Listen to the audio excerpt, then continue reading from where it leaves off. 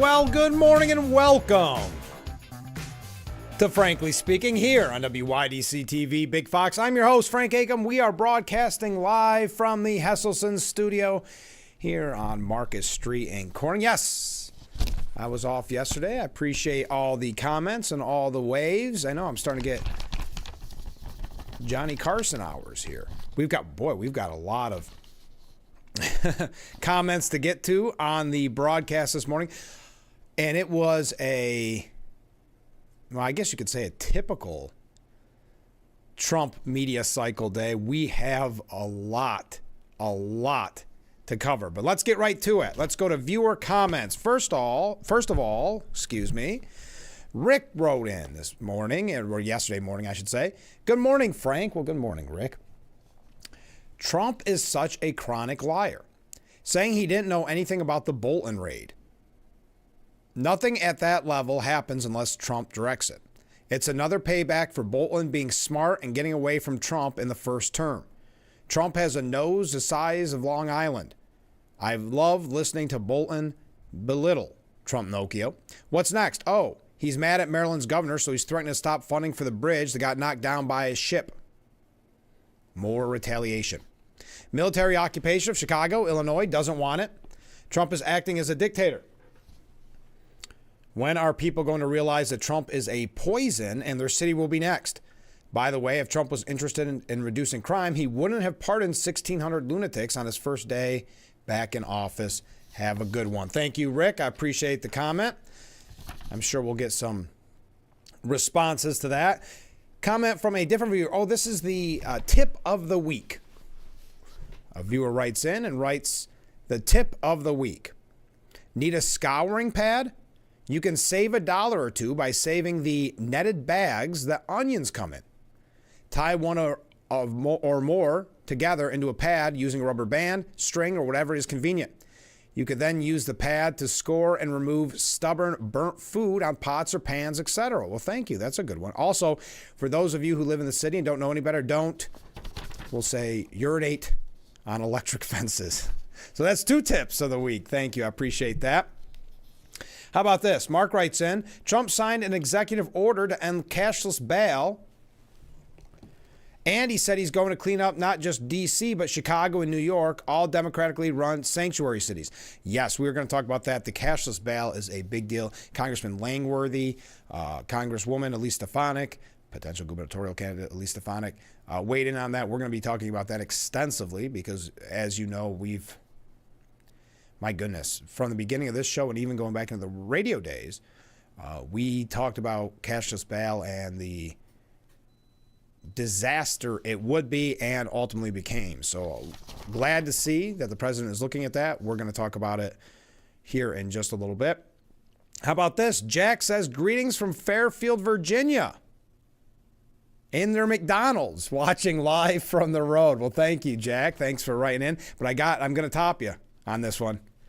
I got to one-up you on this. This coming in, Frank, good morning. And a big wave from Colm, Germany. Engineers gone wild. I hope you can put this on your map. Well, we've got the map. There's our engineers. Chris and Brian doing all the work to keep us on the air. Well, maybe not keep us on the air in Germany. But we are going to have that map up very soon. The goal is Thursday to have the map, because now that's a new one. Germany, let's put that up again. It's not every day you get a picture from Germany. Look at that. That's great. Good looking crew. Thank you so much for sending in your wave. So we've had the Philippines, we've had Germany, Alaska, where am I forgetting? Egypt, Wyoming, of course, Virginia, all over. Whoa, how exciting. All right, this is not the biggest story of the day, but I find it fascinating. Cracker Barrel has lost $143 million in the market value after the rebranding, I guess you could call it, fiasco. Let me take a step back. Cracker Barrel investors are still taking a cautious tone despite the restaurant chain's mea culpa on Monday over its brand remake, which was quickly labeled woke. Shares ended the session lower, but have lost over 10% since the announcement last week, erasing over $143 million in market value. By comparison, the S&P 600, the benchmark which includes the restaurant chain, has gained over 2.4%, while the larger S&P 500 is off 0.07%. The company said in a statement, "If the last few days have shown us anything, it's how deeply people care about Cracker Barrel. We're truly grateful for your heartfelt voices. You've also shown us that we could have done a better job sharing with you who we are and who we'll always be." The company said that what was not and will never change are the values Cracker Barrel was built on back in 1969. Hard-working family and scratch-cooked food made with care. I guess a lot of it isn't just about the logo. It's about the redesign. And I know the CEO, I believe it was saying, no, the franchises are begging for this remodel. CEO Julie Fels-Massino made the rounds promoting the change, including an appearance on Good Morning America with Michael Strahan, and asked what if all the customers are coming at asked her what if all the customers are coming at you hard enough about the look of the restaurant and they want to go back to the old days. She responded, "Honestly, the feedback's been overwhelmingly positive." Okay. But they do admit now that they could have done a better job. If the last few days have shown us anything, as I said, it's now how deeply people care about Cracker Barrel. We're truly grateful for your heartfelt voices. You've always shown us that we could have done a better job. You've also shown us that we could have done a better job sharing who we are and who we'll always be. Okay. They also said, that's the Cracker Barrel you'll always find. The things people love most about our stores aren't going anywhere. Rocking chairs on the porch, a warm fire in the hearth, peg games on the table, unique treasures in our gift shop, and vintage Americana with antiques pulled straight from our warehouse in Lebanon, Tennessee. We love seeing how much you care about our old timer. We love him too. Uncle Herschel will still be on our menu, on our road signs, and featured in our country store. He's not going anywhere. He's family. The company said the biggest focus at the moment is the kitchen and on your plate. Meatloaf, chicken and dumplings, country fried steak, sides that taste like Sunday supper, and yes, the world's best pancakes. They're still here with a few new dishes joining in. All right. We take that responsibility very seriously. We know we won't always get everything right the first time, but we'll keep testing, learning, and listening to our guests and employees. At the end of the day, our promise is simple. You'll always find comfort, community, and country hospitality here at Cracker Barrel. Uncle Herschel wouldn't have wanted it any other way. All right, I just been watching that. I'm sure like many of you, not really knowing exactly what's going on and why so many people are so upset. But they certainly are. All right, in actual big news, Trump has fired the Federal Reserve Governor, Lisa Cook. This happened late yesterday, over allegations that she committed mortgage fraud. Boy, mortgage fraud seems to be a very common thing, isn't it? Pursuant to my authority under Article 2 of the Constitution of the United States and the Federal Reserve Act of 1913 as amended, you are hereby removed from your position on the Board of Governors of the Federal Reserve effective immediately, Trump wrote. Cook, however, argued that Trump has no authority to fire her and indicated that she's not leaving her post in a statement saying, quote, President Trump purported to fire me for cause when no cause exists under the law, and he has no authority to do so. I will not resign. I will continue to carry out my duties to help the American economy as I've been doing since 2022. So she served under President Barack Obama. She's a longtime academic. She served on Obama's White House Council of Economic Advisors and former President Joe Biden's transition team. She has hired former first son Hunter Biden's lawyer, Abby Lowell, to represent her. In a statement, Lowell vowed to take whatever actions are needed to stop what he described as Trump's illegal action. Cook's firing comes after Federal Housing Finance Agency Director Bill Poult accused the Federal Reserve Board member of falsifying bank documents and property records to secure better loan terms in a criminal referral sent to Attorney General Pam Bondi last week. Polt alleged in an X post that Cook had designated a condo in Atlanta as her primary residence in July of 2021, just 2 weeks after taking a loan on her Michigan home, which she also declared as her primary residence. That seems to be a common refrain. The FHFA director has previously referred Senator Adam Schiff and New York Democrat Attorney General Letitia James to the Justice Department over allegations of mortgage fraud. Trump indicated that Cook was being fired for cause and cited Polt's referral in his letter to Cook. Quote, "The Federal Reserve Act provides that you may be removed at my discretion for cause.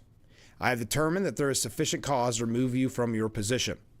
After referencing the allegations against Cook raised by Polt, Trump argued it is inconceivable that you are not aware of your first commitment when making the second. It is impossible that you intend to honor both. The Federal Reserve has tremendous responsibility for setting interest rates and regulating reserve and member banks.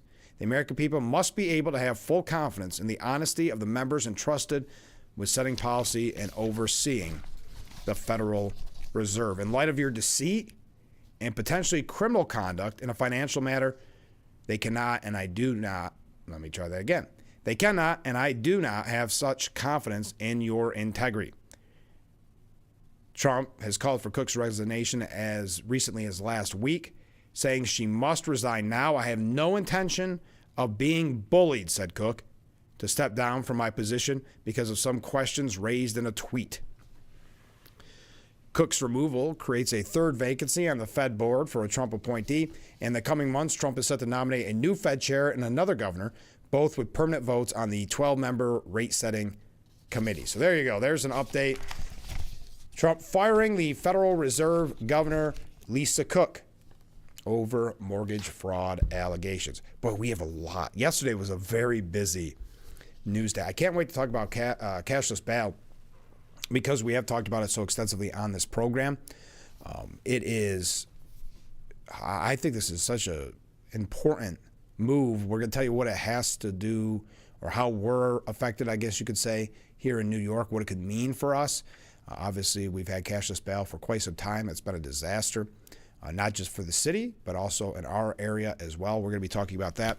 There's probably 10 other articles here, or issues, that we will get to, that there is no way to segue. We'll just get right to them when we come back, because Trump was busy yesterday and the day before. So stay with us. We'll be right back with Frankly Speaking here on WYDC TV, Big Fox.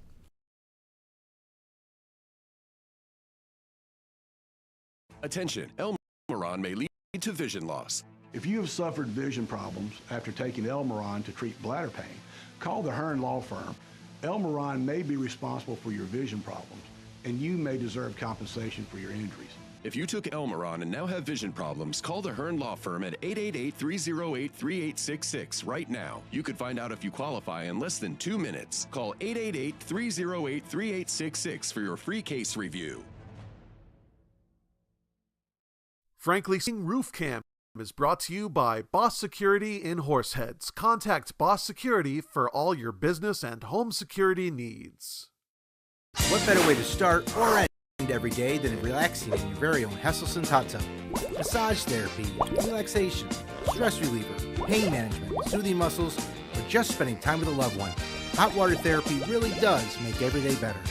Hesselson's has been a part of this great community for over 70 years, still being locally owned and operated. So make the drive to Hesselson's and start making your path to a better life today. And after 70 years, it's still fun to poke in the corners at Hesselson's.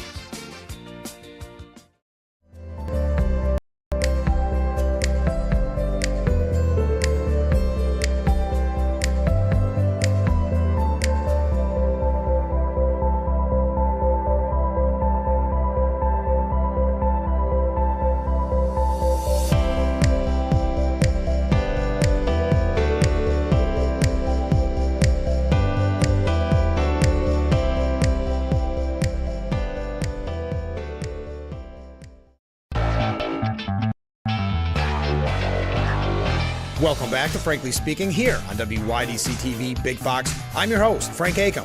And how can we help like that in our small businesses, not to sound cliche, but are the backbone of our community? Let's talk about thanks, as always, to you, the viewers, for sending in your texts.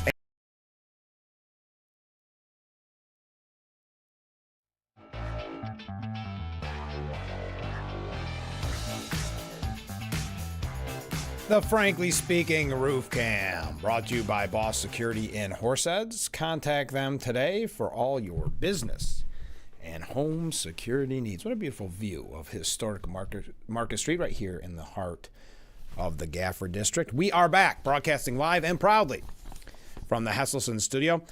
President Trump, this was on Sunday. I know I had off yesterday, so I wanted to highlight this in case you missed it. On Sunday night, he attacked NBC and ABC News, deriding them for what, in his view, was biased coverage, and said he would be in favor of the FCC, the Federal Communications Commission, of revoking their licenses. The Republican president said the news outlets had given him negative coverage on 97% of stories. It wasn't clear where that 97% figure came from. The Media Research Center, which is a great organization, they found the coverage of the first 100 days of Trump's second term to be 92% negative coverage. This is what he said on Truth. Why is it that ABC and NBC fake news, two of the absolute worst and most biased networks anywhere in the world, aren't paying millions of dollars a year in license fees? They should lose their license for their unfair coverage of Republicans and or conservatives. But at a minimum, they should pay up big for having the privilege of using the most valuable airwaves anywhere, anytime. Crooked journalism should not be rewarded. It should be terminated. Being national networks, ABC and NBC News do not hold FCC licenses for news content, but provide programming for local affiliates across the country, which are regulated by the FCC and require licenses to operate in the country. So that's a big one. All right, it was that kind of 2 days with Trump. No way to segue, but so much to cover. Trump signed an order yesterday evening instructing the Department of Justice to prosecute instances of American flag burning and desecration that could incite a riot. Now, this is getting some pushback from conservatives, so I'd love to hear your thoughts on it. But Trump emphasized that the Supreme Court, which protected flag burning under the First Amendment in the 1989 Texas v. Johnson case, has not ruled that burning the flag in a manner that can incite a riot or violence is constitutionally protected. He said, and I quote, "As you know, through a very sad court, I guess it was 5-4 decision, they called it freedom of speech. But there's another reason, which is perhaps much more important. It's called death because what happens when you burn a flag in the area, the area goes crazy. If you have hundreds of people, they go crazy. When you burn the American flag, it incites riots at levels that we've never seen before. People go crazy in a way, both ways. There are some that are going crazy for doing it. There are others that are angry about them doing it." White House Staff Secretary Will Scharf noted that Attorney General Pam Bondi is tasked with investigating and prosecuting instances of flag burning where, quote, prosecution wouldn't fall afoul of the First Amendment. Trump said the penalty for those convicted of flag burning will be a mandatory 1-year sentence in federal prison. What the penalty is going to be, if you burn a flag, you get 1 year in jail. No early exits, no nothing. You get 1 year in jail. While Democrats are in strong opposition to essentially anything Trump does, many of them on Capitol Hill have voted in favor of measures to crack down on the desecration of the American flag over the years. For instance, in 1997, Representatives Jim Clyburn, Marcy Kaptur, Jim McGovern, Richard Neal, Frank Pallone, Adam Smith, and Benny Thompson voted in favor of a proposed constitutional amendment that would have prohibited the desecration of the American flag. In 2005, Clyburn, Kaptur, McGovern, Neal, Pallone, Smith, and Thompson all voted for a similar amendment, as did Representatives Henry Cooler, Stephen Lynch, David Scott, and Brad Sherman. Now, there are some conservatives that are fighting back over this, kind of Trump getting, well, as Fox News puts it, Trump's flag burning order draws rare fire from conservatives. Banning flag burning is absurd. It's anti-free speech and peak snowflake behavior. I would never burn the American flag because of what it symbolizes to me. But the act of banning the burning of it runs more contrary to American values than the burning itself ever could, said Colin Wright. Radio host Jesse Kelly said, I would never in a million years harm the American flag. But a president telling me I can't has me as close as I've ever been to lighting one on fire. I'm a free American citizen, and if I ever feel like torching one, I will. This is garbage. Dana Loesch said flag burning is vile, but the government has no right to control speech or expression. Conservative commentator Eric Erickson wrote, this is actually not brilliant. While I agree with the sentiment, it is unfortunately well-settled constitutional law that burning the flag is a matter of free speech, and the executive does not get to create crimes. Red State writer Bonchi wrote, I know nothing matters, and you aren't allowed to criticize your own side. But I'd like to return to a time when presidents didn't sign unconstitutional executive orders for show. Kimberly Ross writing, I don't think the federal government should take equity stakes in companies, and First Amendment protections apply to the burning of the American flag as much as I abhor that action. Follow me for consistent takes, a rarity on here, in direct opposition to tribalism. Now, some conservatives did defend the executive order. Podcast host Kira Davis writing, the president explained this is not a blanket ban. This is a commitment to investigate flag burning incidents that occur in a terroristic context. If it is determined the flags were burned in a provocation, of violence, then criminal sentencing kicks in. It's not a total ban. Ed Wellen, Ethics and Public Policy Center's Antonio Scalia Chair in Constitutional Studies wrote, President Trump's executive order on flag burning is replete with qualifiers that strip it of any discernible meaning. To the fullest extent possible sounds aggressive, but it actually means within the bounds permitted by law. Okay, let's clear this up. I was opposed to Trump's executive order first, but then I read the full text. It does not criminalize burning the American flag, and it does not infringe on our freedom of speech. It criminalizes flag burning only when it's intended to incite violence or when it's accompanied by other lawless action. Chris Rufo writes, I'm sorry, but as long as this is the status quo, I'm not going to work myself into a state of hysteria about Trump's executive orders on burning the American flag. So your thoughts, there seems to be a little bit back and forth on that. Your thoughts on banning the burning, in a way, the burning of an American flag. We also have, it is unbelievable how many stories we have that there are no real way to segue. Just to give you updates, I guess, all the breaking news this morning. Did you hear about the DNC, the Democratic National Committee speaker, who said that Americans don't really care about carjackings or migrant crime? We're going to show you on the larger scope what Democrats are dealing with. They're trying to do a little bit of soul searching, but it doesn't seem to be working. They can't get their message and their narrative, and there's a lot of people highlighting that, even on their own side. That'll be something that we update you on a little bit later on. I see we got some comments coming in as well, so stay with us. Just getting warmed up, and we're already running late. Stay with us. We'll be right back with Frankly Speaking here at WYDC TV. Big Fox.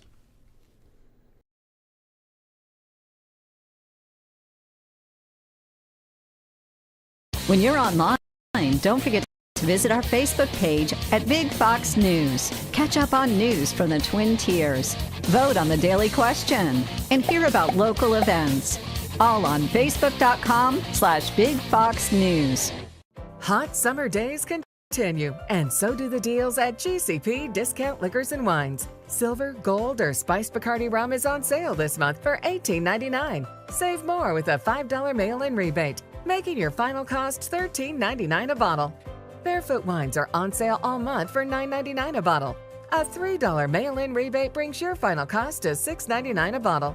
GCP Discount Liquors and Wines in Horseheads, the best in service, selection, and price.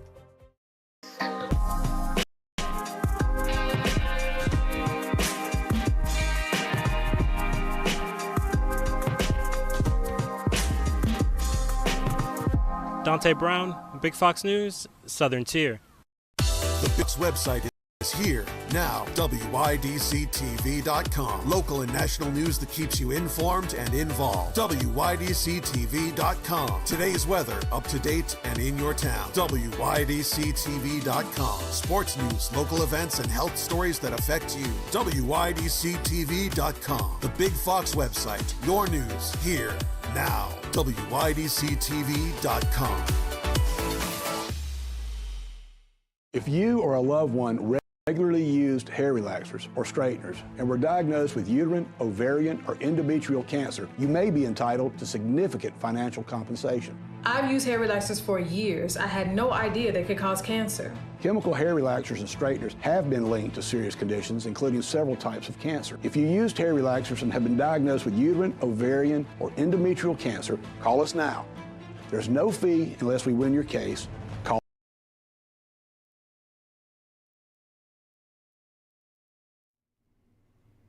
The Frankly Speaking Roof Cam, brought to you by Boss Security in Horseheads. Contact them today for all your business and home security needs. We are back, broadcasting live from the Hesselson studio here on Market Street in Corning. Thank you so much for joining us. We got a lot of viewer comments. I had mentioned this on Friday's program. I just want to highlight it so now I can actually put it on the screen for you. Our good friends at the Moose, the Corning Moose Lodge, number 274, are holding a Pampered Chef fundraiser. There's the code. You can place your order and have it delivered directly to your door. All proceeds benefit the Moose Lodge. They've done so much for us and so many local organizations that we thank them. And we ask you, if you're so inclined, to check out their fundraiser. There you are. So thank you for sending that in. All right, here we go. Let's go to some viewer comments. The issue with Cracker Barrel, writes this viewer, is it is another attack on American culture. The person responsible for this needs to be fired. The shareholders have been blindsided and betrayed. As other companies that have chosen this route, they may not recover. There is definitely a lot of pushback on this. There's a lot of angry people, and I understand it, especially with the redesign. That's, they've always had that kind of feel, that Cracker Barrel feel. The pictures I've seen doesn't seem to reflect that any longer. Comment from a viewer: burn the flag, go to jail. Thank you very much. Mark writes in, 3 times in a week, Russia fighter jets have antagonized our airspace and our jets in Alaska. What is up with that? That's a great question, Mark. I don't know. For those of you that are not aware, the United States military scrambled fighter jets Sunday to intercept a Russian spy plane flying near Alaska, the North American Aerospace Defense Command said in a statement. It was the 3rd time in less than a week that U.S. forces deployed planes after a Russian plane was spotted inside the Alaskan Air Defense Identification Zone, a section of international airspace just outside of the United States and Canadian sovereign space that both countries monitor closely. Yeah, there's a lot of provocation coming from Russia, and I'm not really sure, if I'm being honest, what it all means at the end of the day. I'm not sure what Putin has in mind. We do have a couple things on Russia that we may get to later on. But let's continue because we have so many topics to discuss. President Trump said yesterday, I guess you could even say he doubled down on his threat to launch a federal criminal investigation into Chris Christie over, do you remember Bridgegate? That happened all the way back in 2013. The president was asked in the Oval Office about any potential plans to probe the anti-Trump Republican hours after he accused, quote, sloppy Chris Christie of having, quote, lied about the dangerous and deadly closure of the George Washington Bridge in order to stay out of prison. Trump told reporters, look, Chris is a slob. Everybody knows it. I know Chris better than anybody in this room. I always felt he was guilty. The president described the infamous September 2013 incident, which saw several lane closures on the bridge connecting Fort Lee, New Jersey to Manhattan, in an act of political retribution, as very serious. You had medical people, you had ambulances caught up in the massive traffic jam, Trump said. Obviously, he knew about it, but he blamed the young lady that worked for him and another person, and they got into a little bit of trouble. She ultimately was, exonerated, but she got out of it a little bit, but she went through, we'll say, heck. The Supreme Court tossed the convictions of 2 aides tied to the scandal in 2020, ruling that the scheme despite involving deception and corruption, didn't violate federal law. Trump fumed. Chris got off. And so when I listen to Chris speak his hate, I say, oh, what about the George Washington Bridge, you know? Tell me about the George Washington Bridge. He blamed other people, but he knew all about it. The president suggested he was open to the Justice Department investigating the 12-year-old political scandal, but said he would leave it up to Attorney General Pam Bondi. If they want to look at it, not for me. If they want to look at it, they can. You could ask Pam Bondi. I think we have other things to do. But I always thought he got away with murder. There you go. See what I mean? How do we jump around with all these topics? There's no way to segue. Trump also floated changing the Defense Department back to the Department of War. President Trump suggested Monday that he could change the name of the Department of Defense back to the Department of War, the moniker by which it was known for more than 150 years. The president said he's pursuing the reversal because the old name for the cabinet-level agency has a stronger sound and is much more appropriate, he said. What do you think? Your thoughts on changing the Defense Department to the Department of War? Quote, we're going to do it. I'm sure Congress will go along if we need that. Defense is too defensive. We want to be defensive, but we want to be offensive too, if we have to be. As Department of War, we won everything, referring to World War I and World War II. And I think we're going to go back to that. The War Department was known as such from 1789 to 1947, when the Army and Air Force departments were split by an act of Congress to form the National Military Executive with the already existing Navy Department. The National Military Executive was dubbed the Department of Defense 2 years later in 1949. Trump went off on the current title of the government agency when Defense Secretary Pete Hegseth referred to it as the Department of Defense, as he touted the military's work securing the southern border and the National Guard's participation in the D.C. crime crackdown.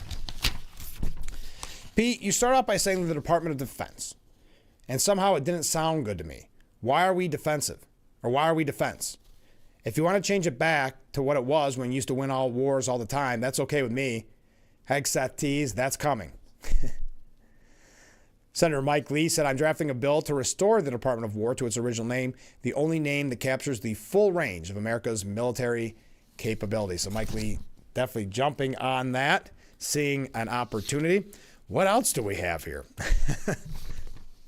We haven't even had the opportunity to dive in depth for some of these things. There is a lot of interesting pieces, and I don't know why they all kind of piled up the last few days, but the Democrat, well, it could be because of that New York Times piece about voter registration and the Democrats' numbers being so down.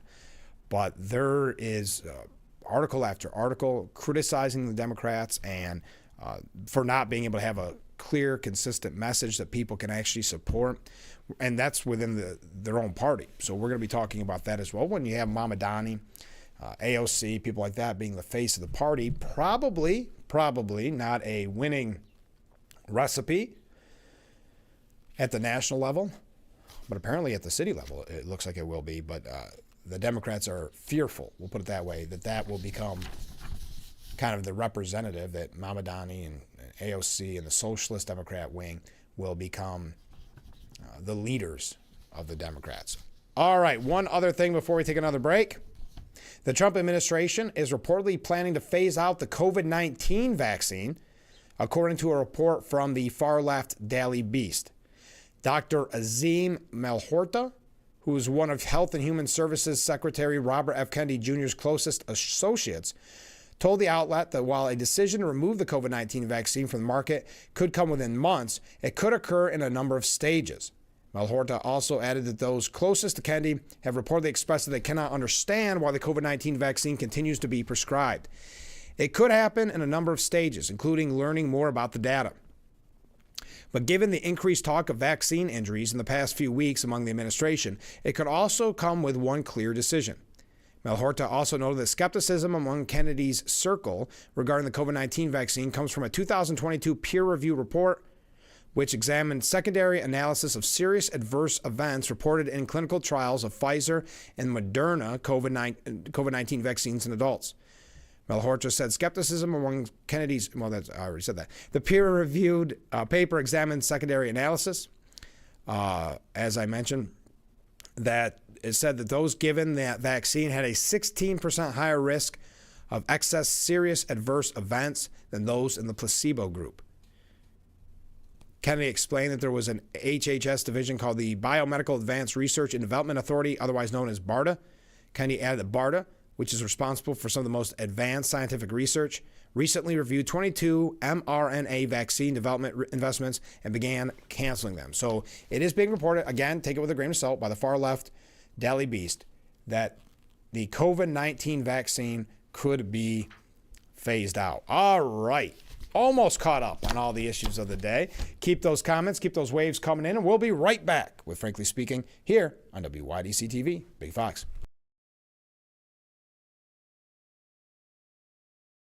When you're online, don't forget to visit our Facebook page at Big Fox News. Catch up on news from the Twin Tiers. Vote on the daily question and hear about local events. All on Facebook.com/Big Fox News. Hummer days continue, and so do the deals at GCP Discount Liquors and Wines. Silver, gold, or spiced Bacardi rum is on sale this month for $18.99. Save more with a $5 mail-in rebate, making your final cost $13.99 a bottle. Barefoot wines are on sale all month for $9.99 a bottle. A $3 mail-in rebate brings your final cost to $6.99 a bottle. GCP Discount Liquors and Wines in Horseheads, the best in service, selection, and price.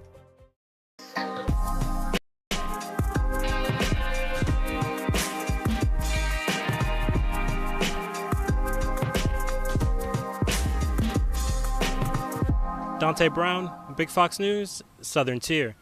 The Big's website is here now. WYDCTV.com. Local and national news that keeps you informed and involved. WYDCTV.com. Today's weather, up to date and in your town. WYDCTV.com. Sports news, local events, and health stories that affect you. WYDCTV.com. The Big Fox website. Your news here now. WYDCTV.com. If or a loved one regularly used hair relaxers or straighteners and were diagnosed with uterine, ovarian, or endometrial cancer, you may be entitled to significant financial compensation. I've used hair relaxers for years. I had no idea they could cause cancer. Chemical hair relaxers and straighteners have been linked to serious conditions, including several types of cancer. If you used hair relaxers and have been diagnosed with uterine, ovarian, or endometrial cancer, call us now. There's no fee unless we win your case. Call to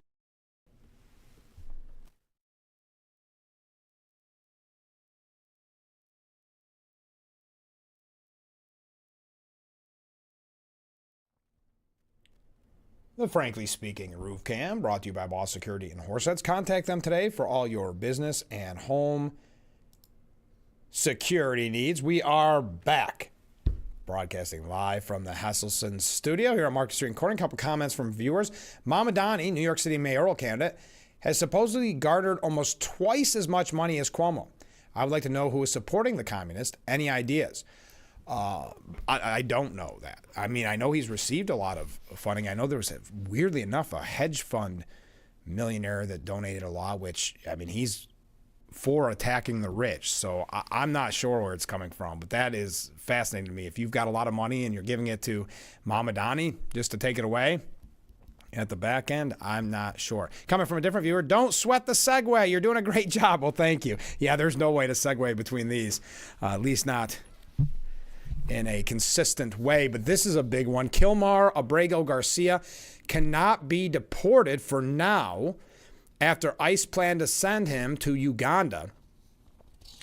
Yes, a federal judge, as is typical. Last week we had numerous activist judges and updates on them, but a federal judge on Monday temporarily blocked the Trump administration's effort to deport alleged MS-13 gang member Kilmar Abrego Garcia to Uganda. Here we go. The U.S. District Judge Paula Zinnes, an appointee of former President Barack Obama, paused the deportation plan until the Trump administration allows Abrego Garcia the opportunity to contest his removal, according to the Washington Post. Immigration and Customs Enforcement detained Abrego Garcia just hours before the order came down at the agency's office in Maryland, following his release from a Tennessee jail last week after facing human smuggling charges. Quote, today, ICE law enforcement arrested Kilmar Abrego Garcia and are processing him for deportation, said Kristi Noem. President Trump is not going to allow this illegal alien, who is an MS-13 gang member, human trafficker, serial domestic abuser, and child predator, to terrorize American cities any longer. Zinnes' decision follows the Salvadorian citizen's lawsuit requesting an order to halt the deportation unless he gets a chance to contest it, his lawyer, Simon Sandoval Mazenberg, said.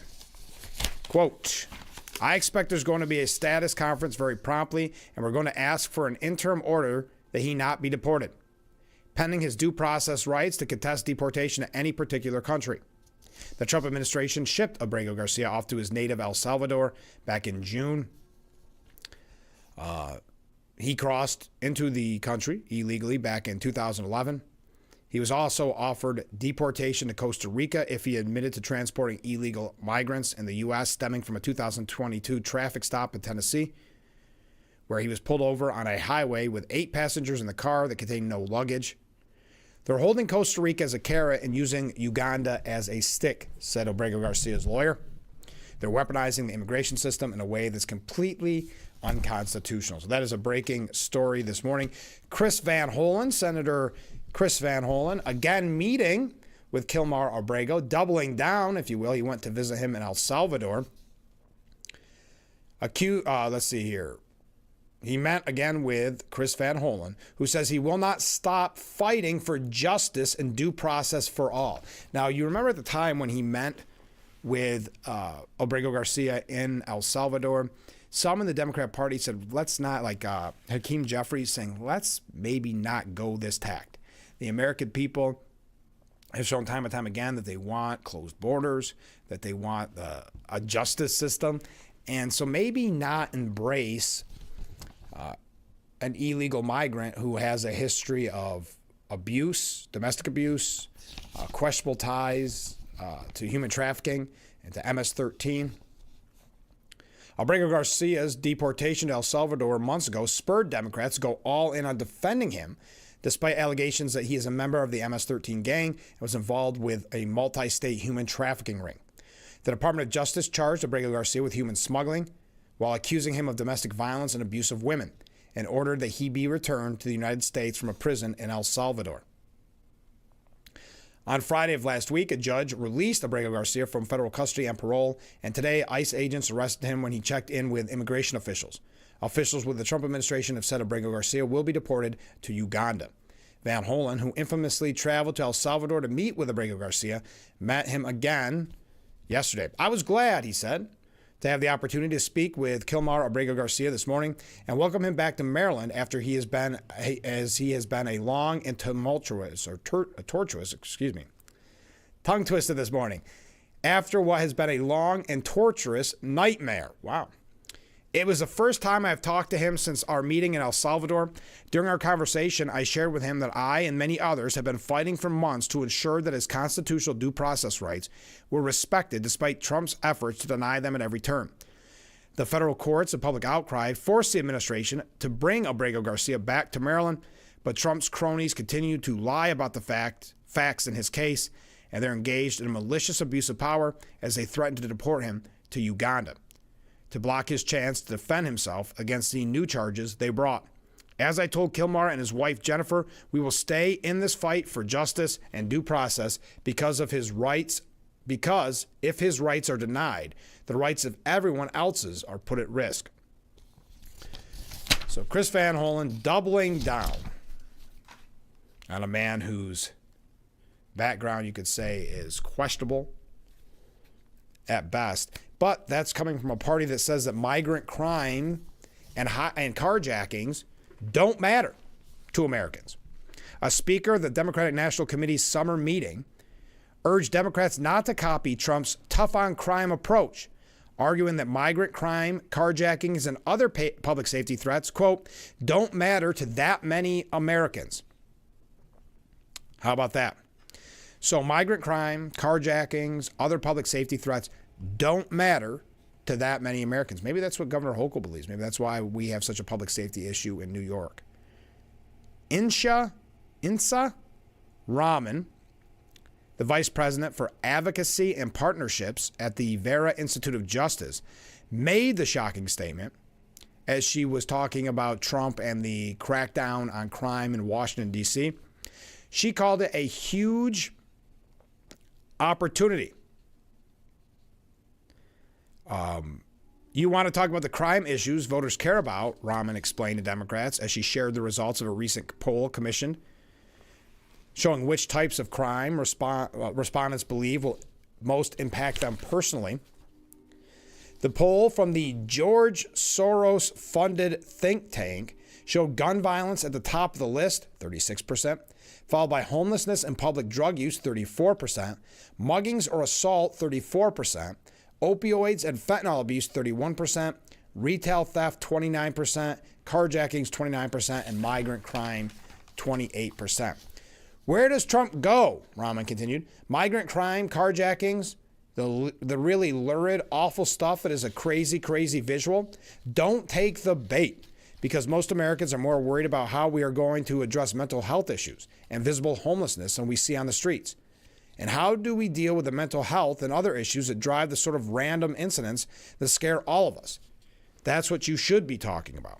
Even though nearly a third of Americans, according to Vera's own polling, expressed concerns about the lurid crime, she implored Democrats not to talk about those issues. Quote, don't take the bait and talk about migrant crime or carjackings or the things that actually don't matter to many Americans.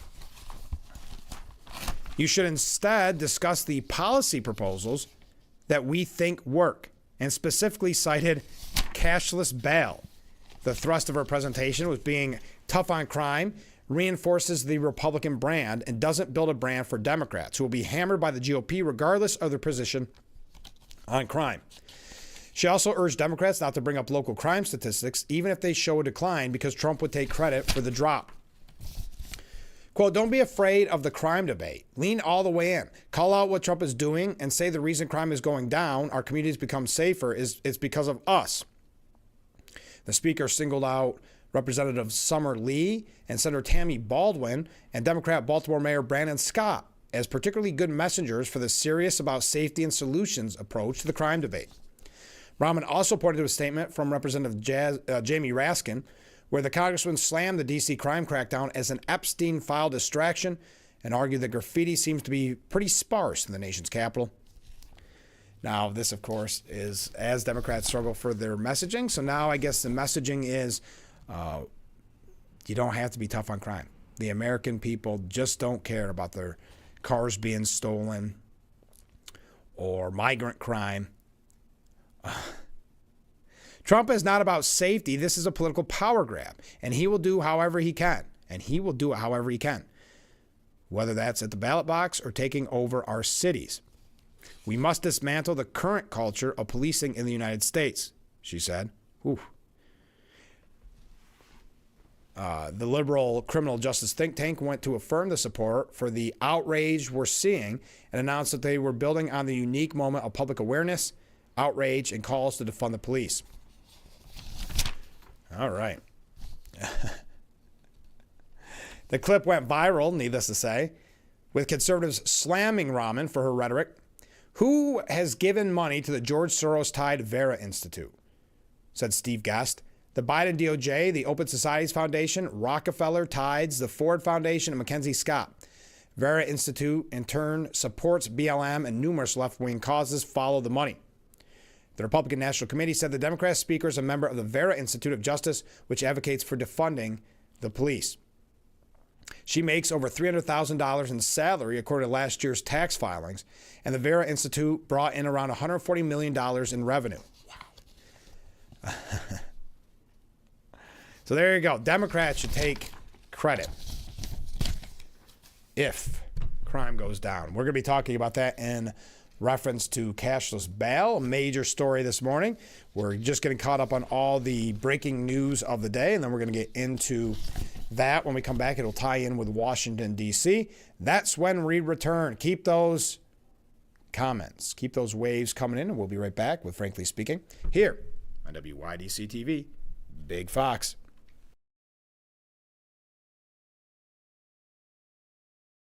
When you're online, don't forget to visit our Facebook page at Big Fox News. Catch up on news from the Twin Tiers. Vote on the daily question and hear about local events. All on Facebook.com/Big Fox News. Stu County Office for the Aging will be hosting a public hearing on Thursday, September 18th at First Presbyterian Church in Bath. This hearing is to review the 2026 annual implementation plan for the Older Americans Act and the Steuben County Office for the Aging. This public hearing will take place at 9 a.m. on Thursday, September 18th in the Fellowship Hall of the First Presbyterian Church in Bath. Copies of the plan will be available at the Office for the Aging.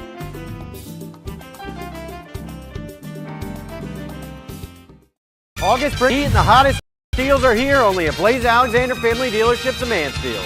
Ford Summer Sales Event is here with 0% APR for 48 months on brand new 2025 Ford F-150. Don't miss the Make This the Summer Sales Event where you now get $2,000 of bonus cash on all new 2025 Ram 2500 models. Enjoy up to $11,000 off brand new 2025 Chevy Silverados and up to $5,000 off 2025 GMC Acadia. So stop and shop to save some green off Route 15 in Mansfield where we're taking the deals the other guys won't.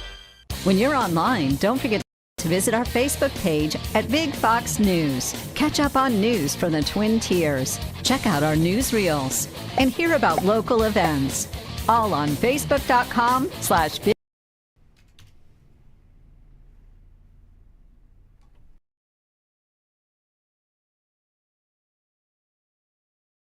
Attention, Elmeron may lead to vision loss. If you have suffered vision problems after taking Elmeron to treat bladder pain, call the Hearn Law Firm. Elmeron may be responsible for your vision problems, and you may deserve compensation for your injuries. If you took Elmeron and now have vision problems, call the Hearn Law Firm at 888-308-3866 right now. You could find out if you qualify in less than 2 minutes. Call 888-308-3866 for your free case review. When you're online, don't forget to visit our Facebook page at Big Fox News. Catch up on news from the Twin Tiers. Vote on the daily question and hear about local events. All on Facebook.com/Big Fox News. Is this your mom? Yes. And that's your dad? Nope. I'm the father. Even if you're the father, you're lying. My family does not like my boyfriend. Solid family. I've had enough of this. I'm not your mommy. Now you're just talking crazy. Don't do that. I'm not your auntie, I'm your mother. Can't cross mama and come in here and get treated nice. Your case is dismissed and so are you.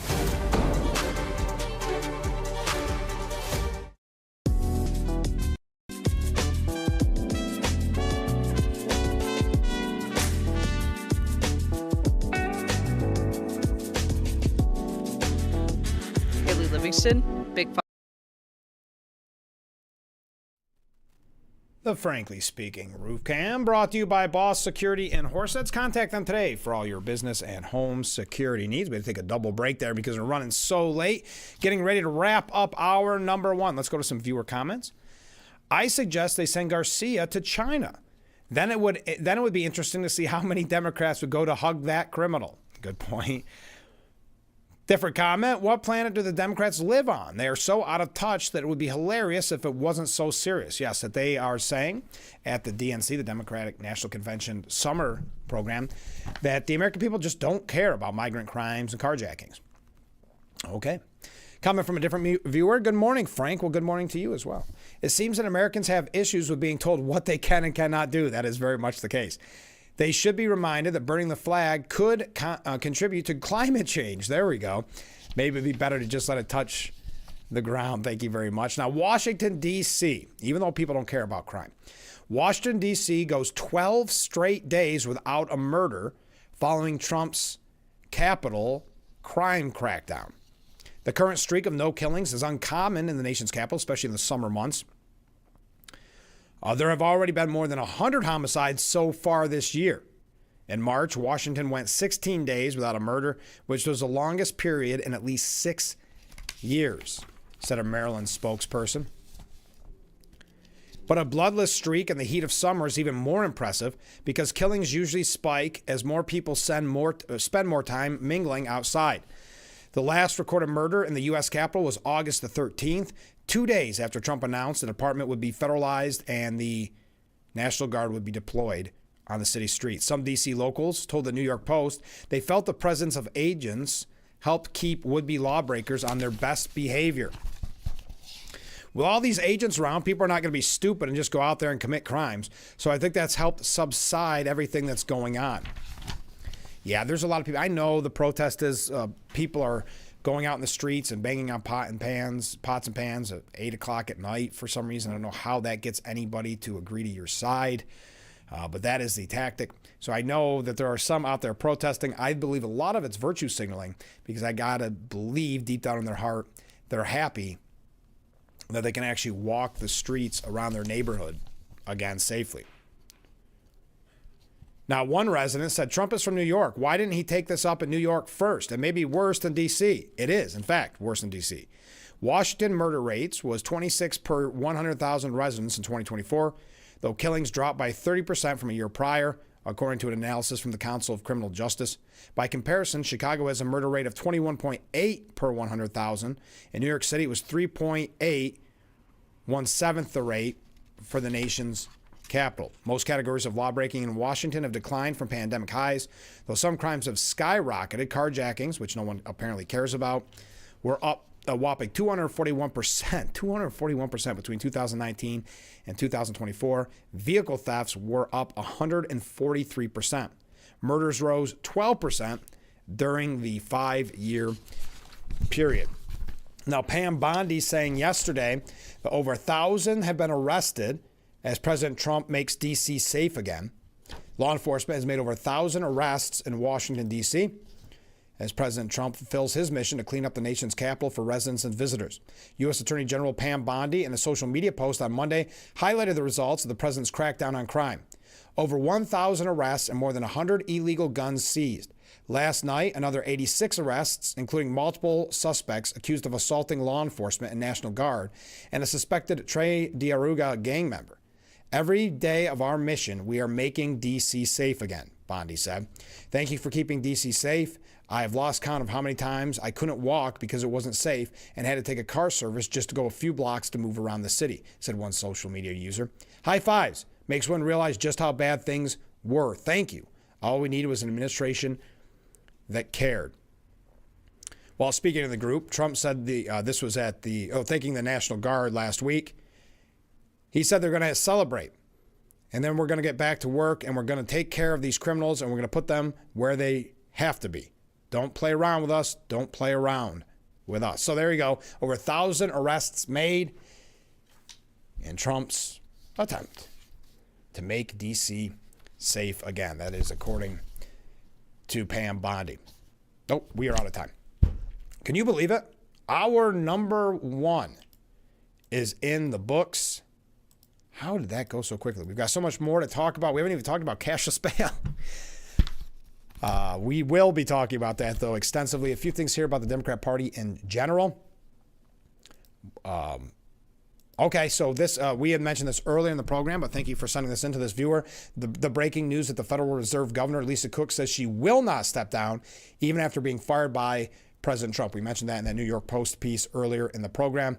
She said, President Trump purported to fire me for cause when no cause exists under the law, and he has no authority to do so. I will not resign. I will continue to carry out my duties to help the American economy as I've been doing since 2022.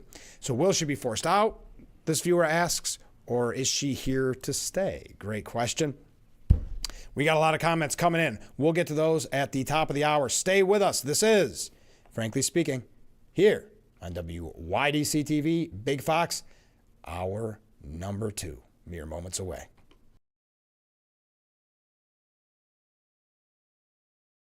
In today's world, securing your business is more important than ever. Protected with Boss Security's state-of-the-art alarm systems. When seconds matter, trust the experts. Boss Security is proud to safeguard local businesses across the Twin Tiers. Contact Boss Security today. You don't have time to go to the gym? The health club is not an option?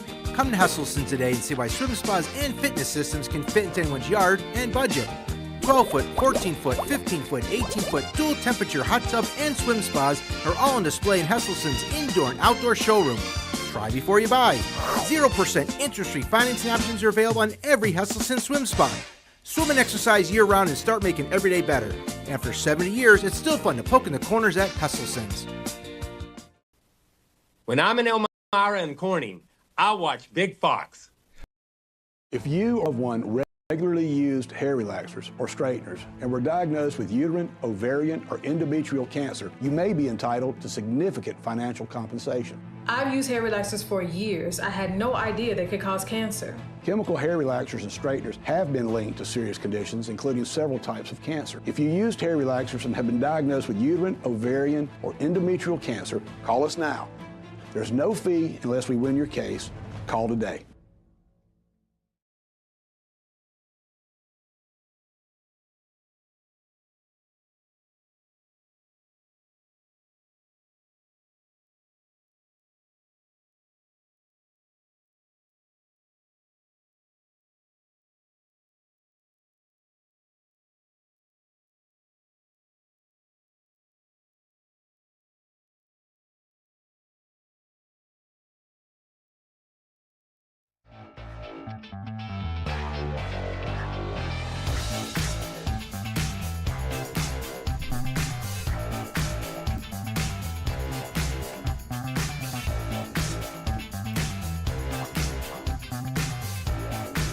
It's hour number 2 of Frankly Speaking here on WYDC TV, Big Fox. I'm your host, Frank Acom.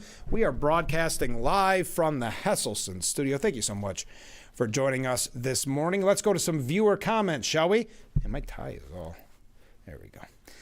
Even some of the journalists in the Oval Office had admitted to being mugged in D.C. Yeah, there was one, I want to say, don't quote me, an ABC reporter who described being attacked on the streets. There's been many people in the media saying, even Joe Scarborough saying secretly, my friends, he said, are screaming from the rooftops that they don't like Trump's takeover, but telling me that they love the fact that they can actually walk down the street and feel safe. Oh, wow. So leftist protesters come courtesy of a website. I'm not going to read it because I don't want people to go to it. But it's $20 per protester. Hey, that's not a bad gig. Thank you. Thank you for that, the website, though, but I don't want to promote it. Ken writes in, I watched the Adam Schiff interview on Meet the Depressed. Welker asked him questions about all the current political issues, and as you can guess, he was on the opposite side of the administration on every issue. Not 1 ounce of pushback from Welker, and not surprisingly, she never asked him about what happened to the irrefutable proof he said he had of the Trump-Russia collusion. The thing that some people don't know is that Schiff has a tell that lets everyone know when he's lying. His lips are moving. Very correct. Thank you, Ken. Thank you for bringing that. Yeah, Adam Schiff, he has no qualms about lying for his own self-interest, does he? Mark writes in, so Americans don't care about carjackings and illegal immigrant violent crimes. Wait until one of the Democrats get carjacked and see how they like it. Totally ridiculous.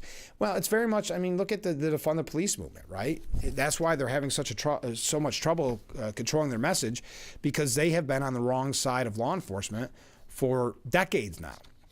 Chicago's far-left mayor, Brandon Johnson, said locking up criminals is, quote, racist, immoral, and unholy. You heard me. Locking up criminals is racist, immoral, and unholy. As he and Governor J.B. Pritzker, a potential 2028 candidate for the Democratic Party, blasted Trump's threat to send in the National Guard to Chicago. We cannot incarcerate our way out of violence.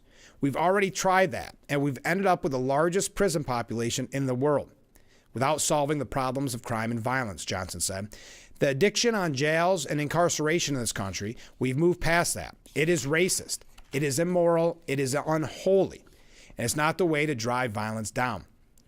Pritzker accused Trump of being a wannabe dictator as he railed against the president's plan to deploy National Guard troops in Chicago, where violence has remained stubbornly above pre-pandemic levels despite bluster from its leaders. Quote, this is exactly the type of overreach that our country's founders warned against, said J.B. Pritzker. What Trump is doing is unprecedented and unwarranted. It is illegal. It is unconstitutional. It is un-American. Adding, no Chicago resident wants their neighborhood turned into a war zone for a wannabe dictator. The governor's comments came 2 days after the Washington Post revealed the White House was developing plans to possibly deploy several thousand National Guard troops in the city as early as September to stamp out crime. Those plans have been developing for months and would resemble Trump's deployment of armed National Guard troops and active duty soldiers to Los Angeles in June and Washington this month. The White House has not confirmed the report, but when asked by reporters at the Oval Office whether he would consider sending troops to Chicago, Trump said, "I am."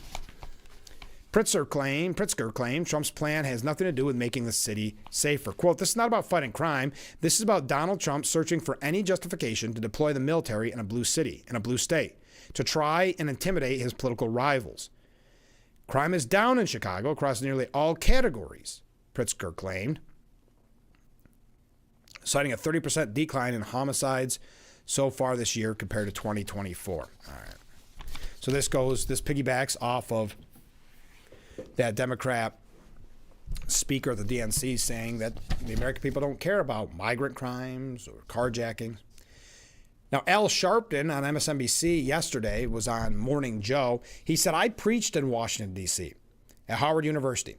People feel they're under siege. They're being picked on. When you look at the cities the president has named, all of those cities have declining crime rates, and all of them have black mayors.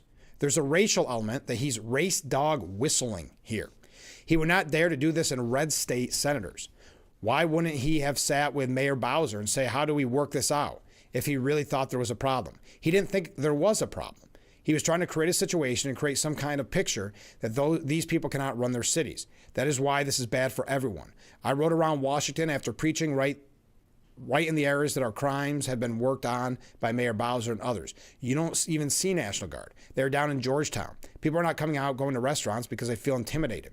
There's no winners in this, and the president is going forward rather than saying, let's retreat and see what we're doing here since it's a 30-day window, and in Washington, unless Congress extends it. He says, I'm going to Chicago, I'm going to Oakland, I'm going everywhere there's a Democrat and a black mayor now is at risk, and there's no way, and that is no way to run the country. Jamie Raskin was on CNN's The Arena saying, well, I think Governor Pritzker was speaking for states and cities across the country. You know, nobody wants a military invasion. I think Donald Trump and Stephen Miller and Trump's handlers thought that this would conduct some kind of Mussolini-style military march across the country. So Donald Trump and Stephen Miller and Trump's handlers thought that he would conduct some kind of Mussolini-style military march across the country, subduing all the local populations, but it's completely backfiring on them because it's really unifying all the local communities against Trump and against the outrageous authoritarianism. They tried to do it in California. It mobilized, really not just LA, but the entire state against them. Now California is gerrymandering back at the extreme gerrymander in Texas. They tried to do it in D.C. It unified their mayor and council and their local attorney general, and people now are more empathetic about fighting for statehood. It clearly unified all those public officials in Chicago, throughout Illinois. You saw the members of the congressional delegation, the senators, the attorney general, as well as the governor and the mayors. And so he's really unifying America around the principles of home rule. People can govern themselves. Former Representative Adam Kinzinger, he was a Republican, well, in name only. He was one that got a lot of attention because he claimed he was a Republican and badmouthed Trump and Republicans at every turn. He said that deploying the National Guard to every city over so-called crime was how dictators take control. So now it's so-called crime. If you're a victim of said so-called crime, do you consider it a so-called crime? President Trump today called Chicago a, quote, killing field and indicated he will send in National Guard troops. What's your reaction? And do you agree with what Governor Pritzker had to say about Trump's mental faculties? I don't know what he said about his mental faculties, but that seems to be the left's new tactic after 4 years of not refusing to acknowledge Biden's cognitive decline. They are now trying to find some health issues with Trump, the busiest man in show business, the busiest man. I mean, his schedule, I get the emails of his schedule from their comms people.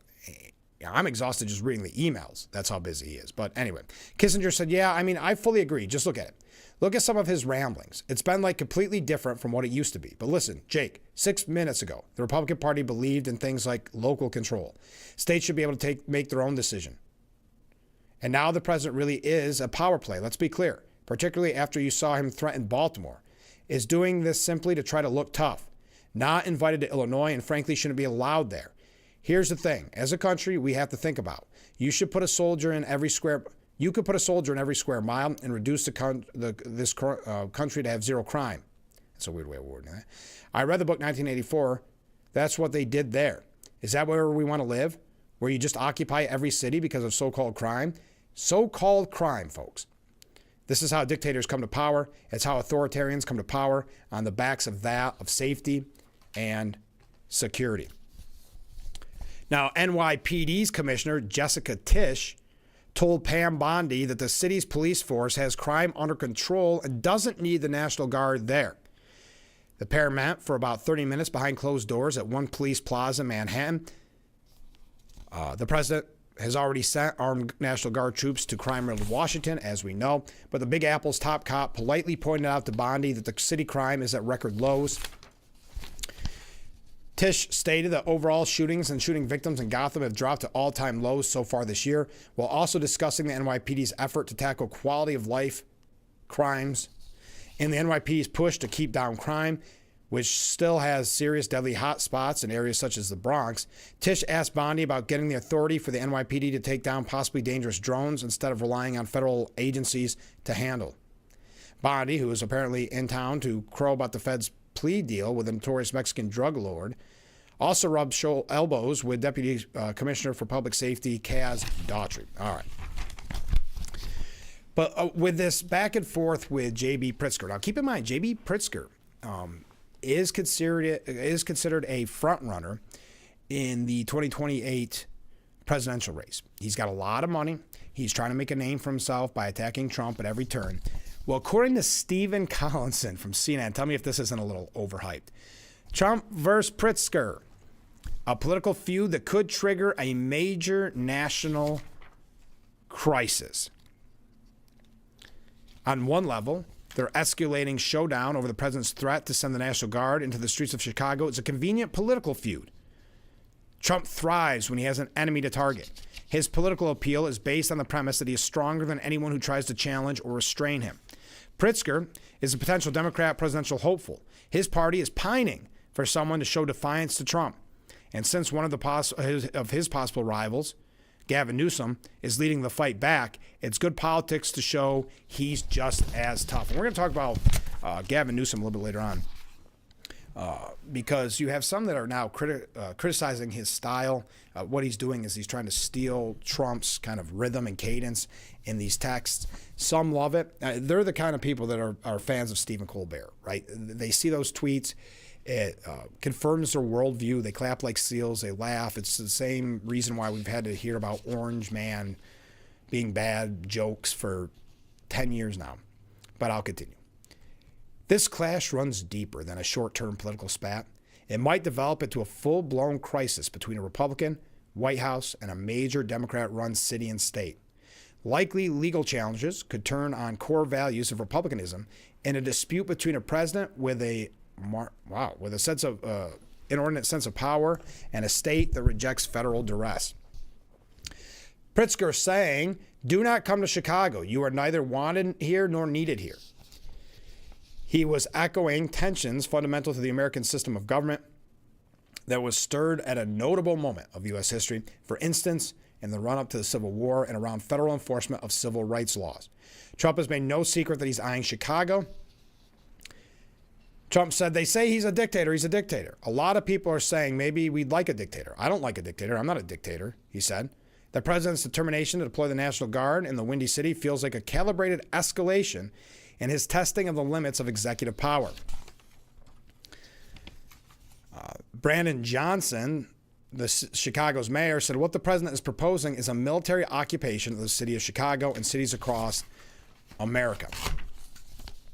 Anyway, so this is a national threat, I guess. Democrats are challenge is in pushing back. They're having trouble because obviously they don't want to be seen as soft on crime, though they have been historically. Trump thinks he can exploit public perception that Republicans are tougher on crime while mining a seam to expand his own power. GOP presidents dating back to at least as far as Richard Nixon and including Ronald Reagan have also used this Trump card. Polls consistently explain why. A CNN poll conducted in May showed that 27% of Americans saw the Democrat Party as closer to their own views on crime and policing, while 40% said the GOP was a better match for their views. By forcing Democrats to argue that his actions are unconstitutional or breach the law, the president could characterize them as more concerned with technicalities than with experiences of millions of Americans. He'd rather be seen as a president who closed American borders and waged a battle against criminals than play by the rules. The conundrum for Democrat governors such as Newsom, Moore, and Pritzker is to portray Trump's power grab for what they are without looking soft on crime. Their task is complicated because crime statistics can show one thing, while people's life experience suggests another. Never mind what you're experiencing.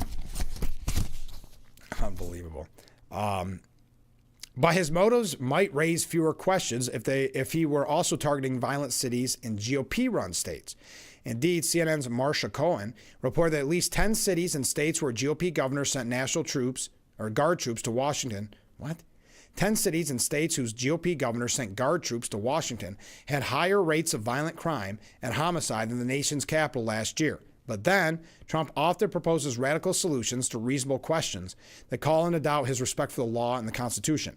His crime crackdowns look likely to take the country up to that line again. All right, on that note, when we come back, we're going to be talking about the end of cashless bail as we know it. Stay with us. This is Frankly Speaking here on WYDC TV, Big Fox.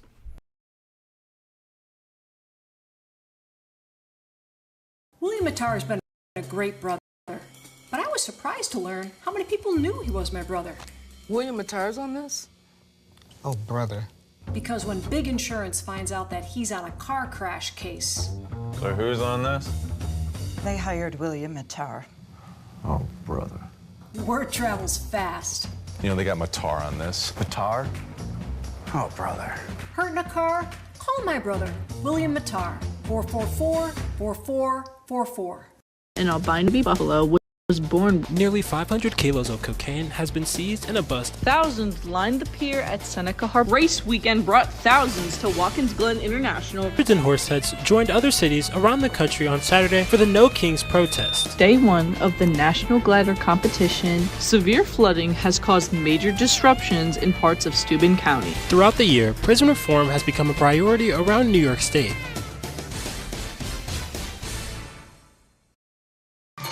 Something with a diamond in it. Diamondback rattlesnake. It's in the name.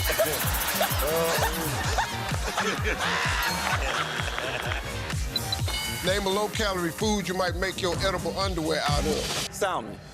Watch it weeknights. Share it the next day. Wild caught Norwegian teriyaki.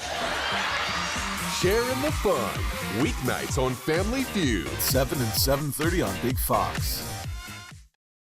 The Bix website is here now. WYDCTV.com. Local and national news that keeps you informed and involved. WYDCTV.com. Today's weather, up to date and in your town. WYDCTV.com. Sports news, local events, and health stories that affect you. WYDCTV.com. The Big Fox website. Your news here now. WYDCTV.com.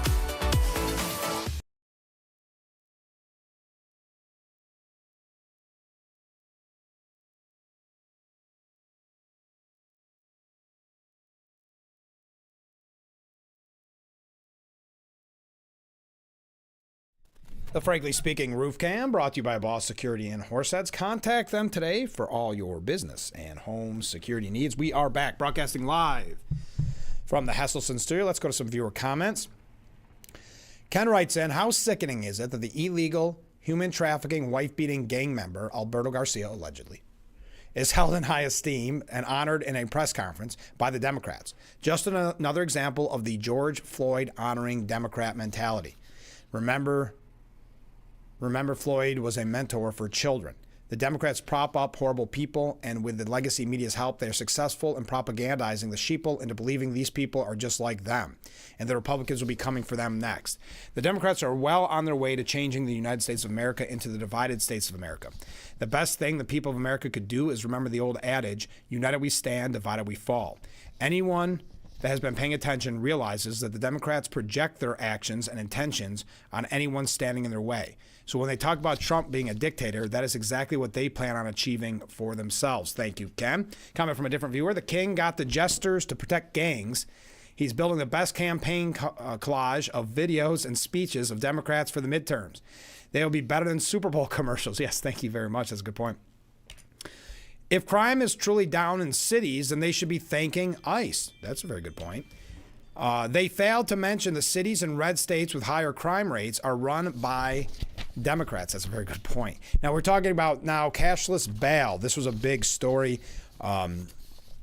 because people, it's hard to believe that this is even law. We knew what was going to happen when it was first enacted years ago. Trump takes aim at cashless bail in a federal crackdown on crime. He signed an executive order yesterday threatening to withhold funding from Washington, D.C. and other cities that refuse to end the practice.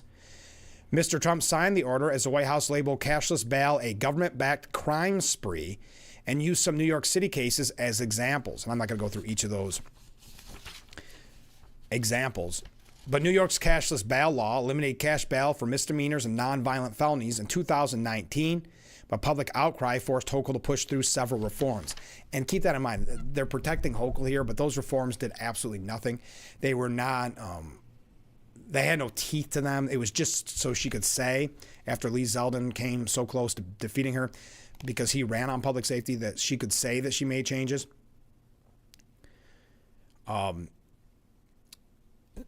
President Trump has no concept of how the law works in New York. New York has not eliminated cash bail. His reckless threat to withhold federal funds would only undercut law enforcement and make our communities less safe, said Jed Goodman, a spokesperson for Hochul's office.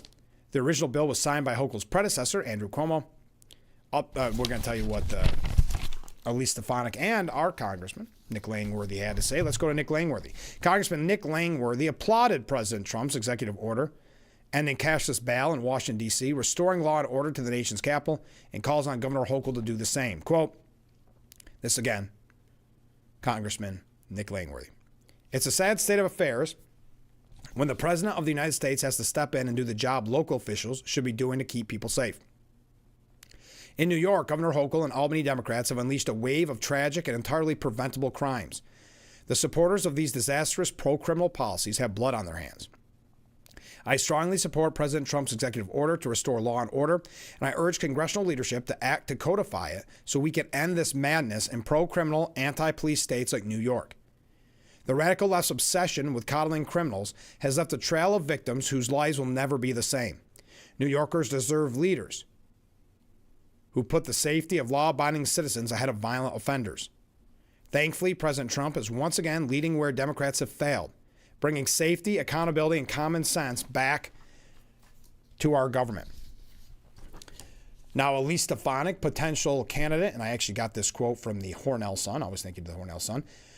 Elise Stefanik, who is a gubernatorial candidate, it looks like. She has not officially announced, but she said she will make an announcement in November. She said Kathy Hochul and New York Democrats' failed bail reform has been a catastrophic disaster leading to a crime crisis in New York, making every family and community less safe. Again and again, Kathy Hochul has prioritized violent criminals over law-abiding New Yorkers. Enough is enough. I strongly support President Trump's executive order to end cashless bail. I'll be working to lead the effort in Congress to codify this executive order with legislation. For too long, New Yorkers have suffered violent crimes and even lost their lives due to Kathy Hochul and single-party Democrat rules, dangerous anti-police, pro-criminal policies. New Yorkers want law and order and tough-on-crime policies to bring safety back to our great state. We're going to talk a little bit more about this when we come back. Keep those comments, keep those waves coming in. We'll be right back with Frankly Speaking here on WYDC TV. Big Fox.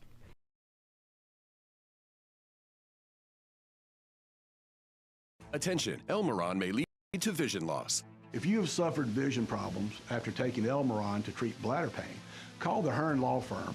Elmeron may be responsible for your vision problems, and you may deserve compensation for your injuries. If you took Elmeron and now have vision problems, call the Hearn Law Firm at 888-308-3866 right now. You could find out if you qualify in less than 2 minutes. Call 888-308-3866 for your free case review. More cars, lower prices. Simmons Rockwell. Make car buying simple when you drive your deal at a Simmons Rockwell location near you, where you'll always find more cars at lower prices.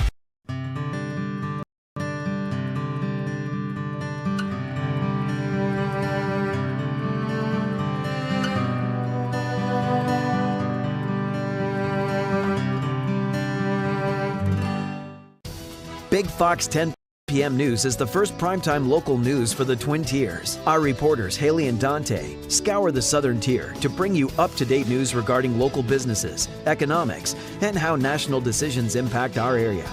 If you're not near a TV, don't worry. You can also catch our 10 p.m. news live on WYDCTV.com/livestream. Don't miss Big Fox 10 p.m. News on WYDC, on TV, or our website.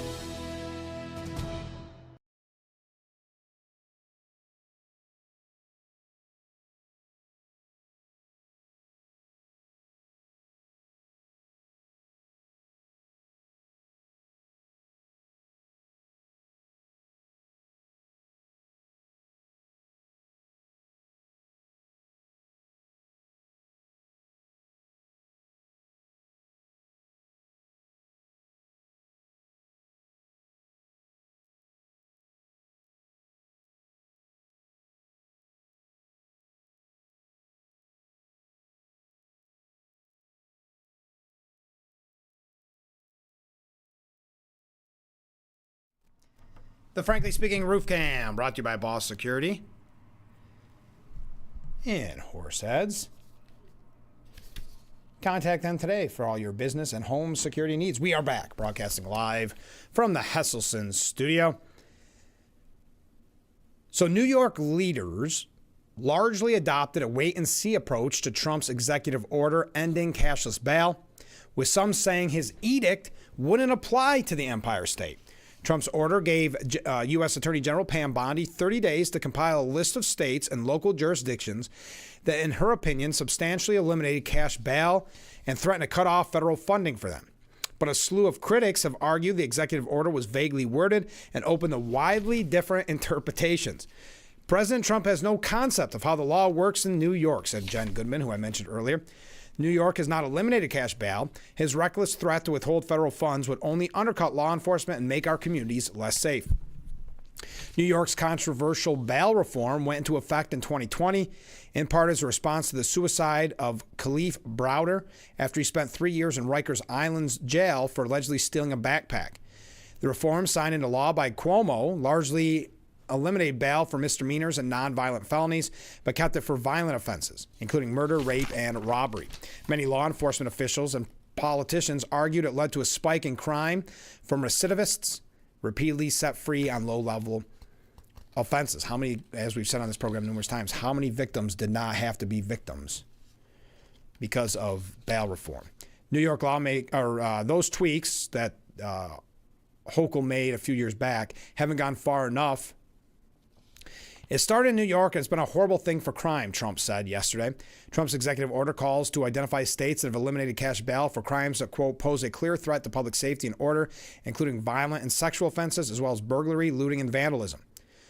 Andrew Cuomo's spokesman, Rich Azzopardi, brushed off the order, noting New York already makes most of these offenses bail eligible, as New York has cash bail for violent offenses and repeat offender arrests have been decreasing. It's clear that the drafters of this executive order don't know the facts about New York's law, but it doesn't matter. It is very likely that this order, like many of the administration's executive orders, won't stand up in court. The order would play well with New Yorkers unhappy with legislators pushing bail reform, but it's ultimately not the right way to go, said Nicole Jelinas. It's another thing for the federal government to swoop in and try to control a state function. We have a federalist system. It's not very good for the federal government to take that over. It's probably not constitutional. I don't think it's very constructive at all. State Assembly Speaker Carl Hasey said presidents can't unilaterally deny funding just because they feel like it. What funding in New York could end up on the chopping block was unclear, but the state and the Big Apple each receive billions from the federal government at a time when we don't want more cuts, as we know. Our budget already a disaster. And as I mentioned, Elise Stefanik weighing in on it, saying, for too long, New Yorkers have suffered violent crime and even lost their lives due to Kathy Hochul and a single-party Democrats' rules, dangerous anti-police, pro-criminal policies. The New York Post editorial board said President Donald Trump is entirely right to push back against progressive cashless bail reforms, even if the feds can't directly counter the state lawmakers who've imposed them. On Monday, Trump signed an executive order instructing the Attorney General to identify states and local jurisdictions that have substantially eliminated cash bail with an eye to cutting some federal funding for those areas. The White House is on solid ground in citing the no bail laws that they empower repeat criminals who mock our justice system by committing crime after crime without consequence. And it's beyond fair for Trump to fume over how such jurisdictions waste funds and create a threat to public safety by cutting loose perpetrators while pending criminal charges or criminal history. That said, the law now only allows for limited leveraging of some federal funds, and we fear legislators in states like New York will be all too willing to hike taxes to make up for the loss, and able to shrug at whatever holes it knocks in local government's budget. Albany certainly has no problem dropping its own billion-dollar burdens on City Hall. Yet the president's push is still, on balance, good policy and better politics.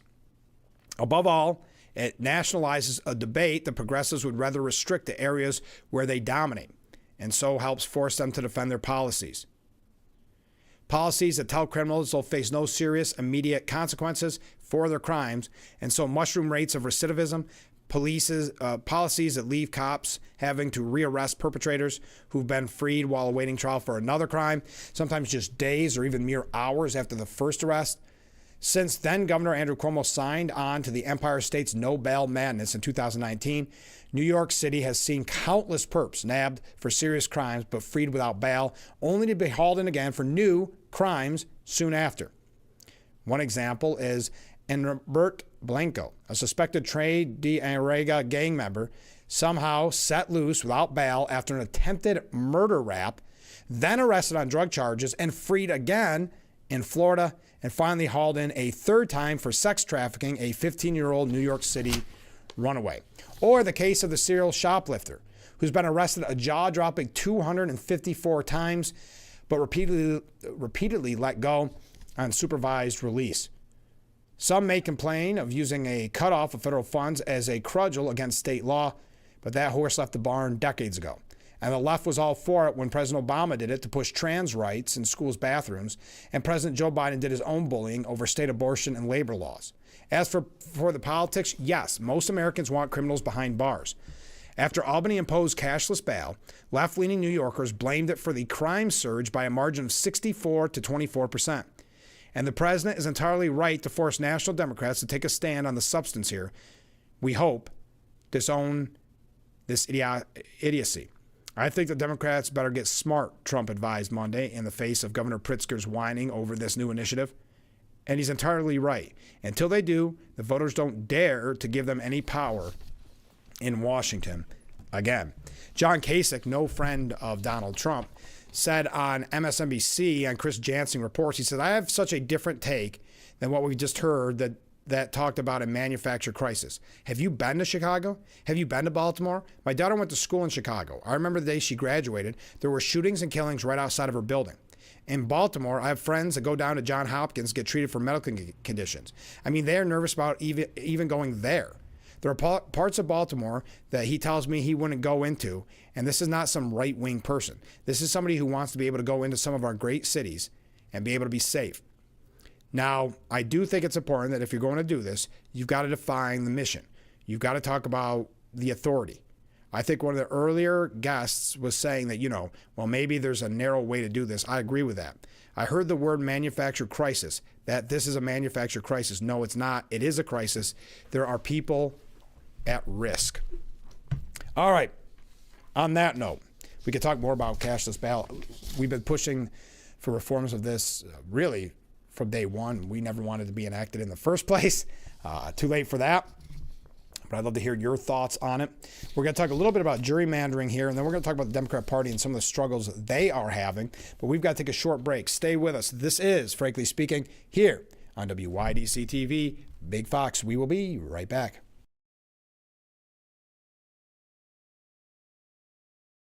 Hot summer days continue, and so do the deals at GCP Discount Liquors and Wines. Silver, gold, or spiced Bacardi rum is on sale this month for $18.99. Save more with a $5 mail-in rebate, making your final cost $13.99 a bottle. Barefoot wines are on sale all month for $9.99 a bottle. A $3 mail-in rebate brings your final cost to $6.99 a bottle.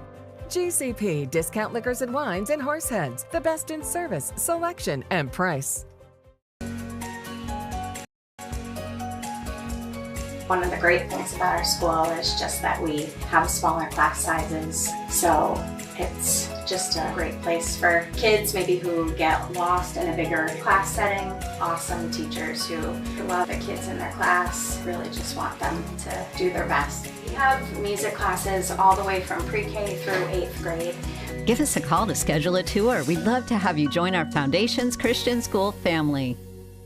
We've had many wonderful memories as a family. Dropping Shelly off at school, I prayed he wouldn't get stuffed in a gym bag. Missy might have been the one in Little League. I'm asking the Lord to watch over my little girl. Well, while you're at it, ask him for a win. I got money on this. But Georgie is the one who threw us the real curveball. I got a girl pregnant. Oh, no. Are you kidding me? We may not be perfect, but to me, we have the perfect family.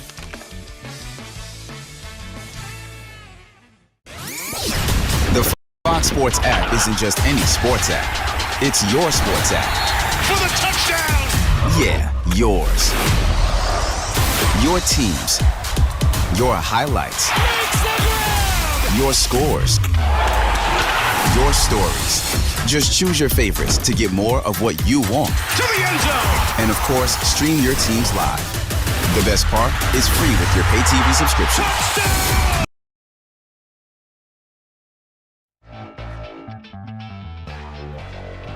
The Frankly Speaking Roof Cam, brought to you by Boss Security in Horseheads. Contact them today for all your business and home security needs. We are back, broadcasting live from the Hesselson's studio. So the California Republican Party announced an emergency court challenge to Governor Newsom's plan to cast aside the congressional map drawn by the state's independent commission in favor of a gerrymandered one, a partisan one. According to the California GOP, Newsom's plan is illegal and unconstitutional for several reasons. It violates a 30-day requirement for the posting of new legislation. It violates the state's existing independent system for drawing congressional districts. It violates the state constitution by redrawing districts between census years. And it will ask the voters to approve multiple legal questions within a single referendum in November. It is unclear whether the Republican challenge will succeed. Already, the California Supreme Court allowed Newsom to proceed with the legislative bills to impose the new congressional maps despite the 30-day rule. Newsom and the Democrats used a parliamentary trick under which legislators take existing legislation and erase the language, replacing it with amendments that contains the new legislation under the old heading. Ted Cruz criticized Gavin Newsom for this redistricting push. So this guy Newsom really is a fraud and a phony, isn't he? Asked Mark Levin. He's doing this for the Democrats. He's doing this for the hardcore leftists, but he's defining the franchise to millions and millions of Californians, isn't he? Senator Ted Cruz saying, well, Gavin Newsom is dishonest and he's a hypocrite. And if you look across the country, virtually all the most erroneous partisan gerrymanders in the country are perpetrated by Democrats. California right now, today, 58% of California votes Democrat. The current congressional delegation in California is 43 Democrats and 9 Republicans. That is 83% Democrat right now. So 58% vote Democrat, they get 83% of the delegation. How about Illinois? Illinois, 54% of Illinois votes Democrat. Their congressional delegation is 14 Democrats and just 3 Republicans. That's 82%. How about Massachusetts? Massachusetts actually said to California and Illinois, sit down, hold my beer. Massachusetts, about 35% of the state votes Republican. They get 0 congressional representation. There are 9 congressional seats in Massachusetts. All 9 are drawn to elect Democrats. It's 9-0, 100% Democrat. How about Texas? Texas right now, about 56% of the state votes Republican. The current breakdown is 24 Republicans and 14 Democrats. That's 63%. So 56% of the state is electing 63% of the delegation. The new map that is drawn to elect 5 more Republicans is going to take Texas from 63 to 76%. 76% is still less than California. It is less than Illinois. It is less than Massachusetts. It's less than Connecticut. It's less than Maryland. It is less than the erroneous partisan gerrymandering. And what does Gavin Newsom say? Well, 80% is not enough. We want to basically obliterate the 40-year-old percent, or the 40-some odd percent of Californians who vote Republicans. We want to take away their ability to elect any Republicans to Congress. Texas ought to go back. We can redraw our map to elect all Republicans. If they're going to do that, Gavin Newsom is telling you he doesn't care about democracy. He cares about Democrats being in power. If they're going to do that, we ought to press back. And because the Democrats have been so abusive on this, if Newsom wants to start this arms race, there are a bunch of other Republican states that can redraw the maps. And at the end of the day, we could see a significant increase between 12 and 14 new Republicans in the House if every state starts doing this. So Newsom ought to be really careful about the fight he's picking. Although, to be honest, he doesn't care. What he's really doing is auditioning for the left-wing socialist and Israel-hating lunatic in the Democrat Party because he wants to be president in 2028. And for him, for Gavin Newsom, this is about presidential politics in 2028. Now, in Maryland, Governor Wes Moore said that he is looking at redistricting in the state because President Trump is attempting to, quote, manipulate elections.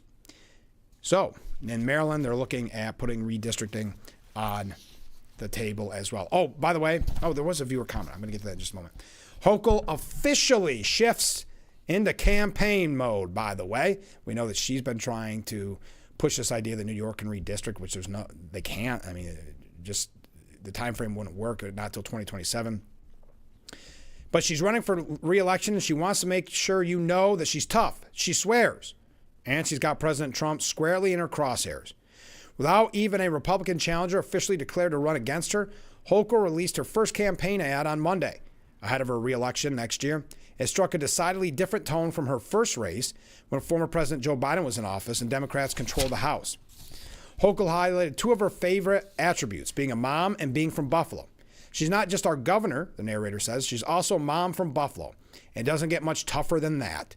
It segued into a montage of Hochul's greatest hits since adopting her Trump-fighting Rambo rhetoric, from calling the arrest of New York City Comptroller Brad Lander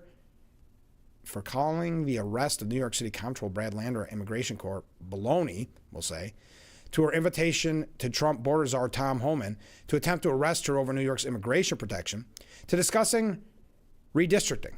Quote, "We're New Yorkers, we fight back." The ad's tone and style evoke those seen from populist insurgent Democrats in red states in recent years. But Hochul is an incumbent, and the opponent is not another candidate in the race, but Trump himself. Quote, "This is the kind of ad you do when you want people to know you aren't Zohran Mamdani, but you're going to fight just as hard." It is a solid ad for her audience. It paints the Republicans as chaotic and weak, bending to Trump's crazy whim, and her being the champion of sanity and strength. Now she has to follow through.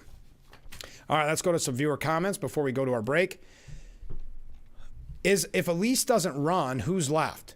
Haven't all the other candidates said they would not run yet? I don't. That's what my big fear is. If she comes out in November and says, this meaning Elise Stefanik, and says she's not going to run, I think we're doomed.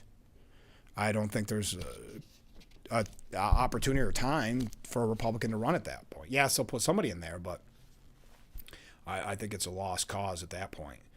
Comment from a different viewer. I find it funny that Democrats choose the word retribution, which means righting a wrong, thought they were educated. Meaning of retribution. Retribution refers to punishment for crime or wrongdoing, especially when carried out by someone other than the official authorities. In a broader sense, it's about requital according to merits or deserts. Deserts? What?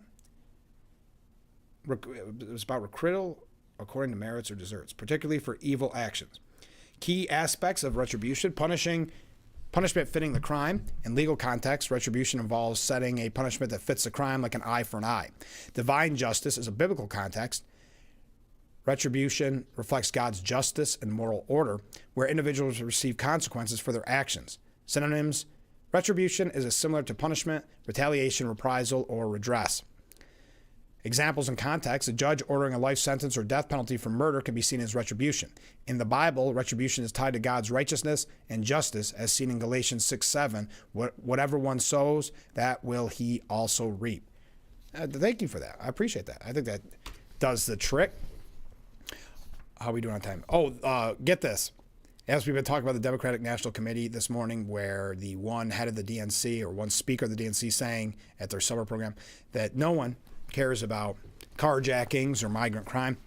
Well, former Vice President Kamala Harris and the Democratic National Committee made a handshake deal after her massive defeat in the presidential election, which saw the party cover all of her outstanding campaign bills, according to a report. Under the terms of the private agreement, the cash-strapped DNC paid off about $20.5 million in debts owned by the Harris campaign in exchange for the failed Democrat presidential nominee's pledge to raise money for the Democrat Party to make the entity whole financially. Wow, so she was $20.5 million in debt after almost spending $2 billion. Federal Election Commission records show several six-figure sums the DNC had doled out to pollsters, printers, consultants, charter airlines, and numerous event production companies on behalf of Harris. One event production company, Freeman, has received 9 separate payments from the DNC since last December, totaling about $3.5 million. The Harris campaign put out several star-studded concerts in the days leading up to Election Day and spent an eye-popping $1.5 billion during the former vice president's 15-week run. So 107 days, spending $1.5 billion and coming in $20 billion in debt. Wow. In June, the DNC had touted raising a record $40 million in the first 4 months of Chairman Ken Martin's tenure, a figure more than any other chair in that time frame. However, the committee went into 2025 with $22.1 million on hand and ended July with only $13.9 million, in large part due to the deal to pay off Harris's debt. Harris's deal with the DNC was not disclosed to the former VP's donor, and she has continued to solicit funds from her network of supporters with the stated purpose that the money would be going towards future election cycles, when actually they're paying old bills. They will put your donation to work immediately towards winning the next set of elections, Harris's email said. The outlet reported that the DNC is maintaining a ledger to keep track of how much Harris is raising compared to what bills of hers the party has to pay off. The most recent Harris campaign expense the DNC has footed the bill was for Howard University in the amount of $498,287. There you go. All right, we got to take a short break. Stay with us. Getting ready to wrap up today's edition. Hard to believe. We'll be right back with Frankly Speaking after this.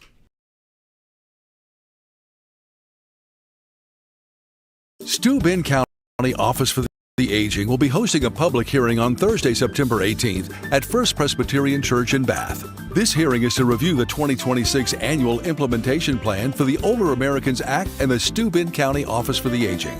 This public hearing will take place at 9 a.m. on Thursday, September 18th in the Fellowship Hall of the First Presbyterian Church in Bath. Copies of the plan will be available at the Office for the Aging.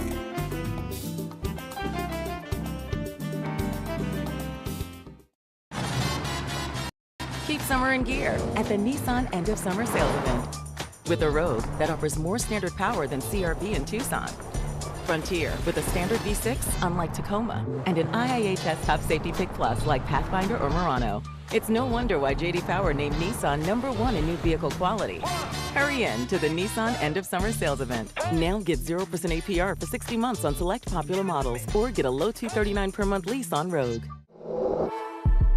If you or one regularly used hair relaxers or straighteners and were diagnosed with uterine, ovarian, or endometrial cancer, you may be entitled to significant financial compensation. I've used hair relaxers for years. I had no idea they could cause cancer. Chemical hair relaxers and straighteners have been linked to serious conditions, including several types of cancer. If you used hair relaxers and have been diagnosed with uterine, ovarian, or endometrial cancer, call us now. There's no fee unless we win your case. Call today.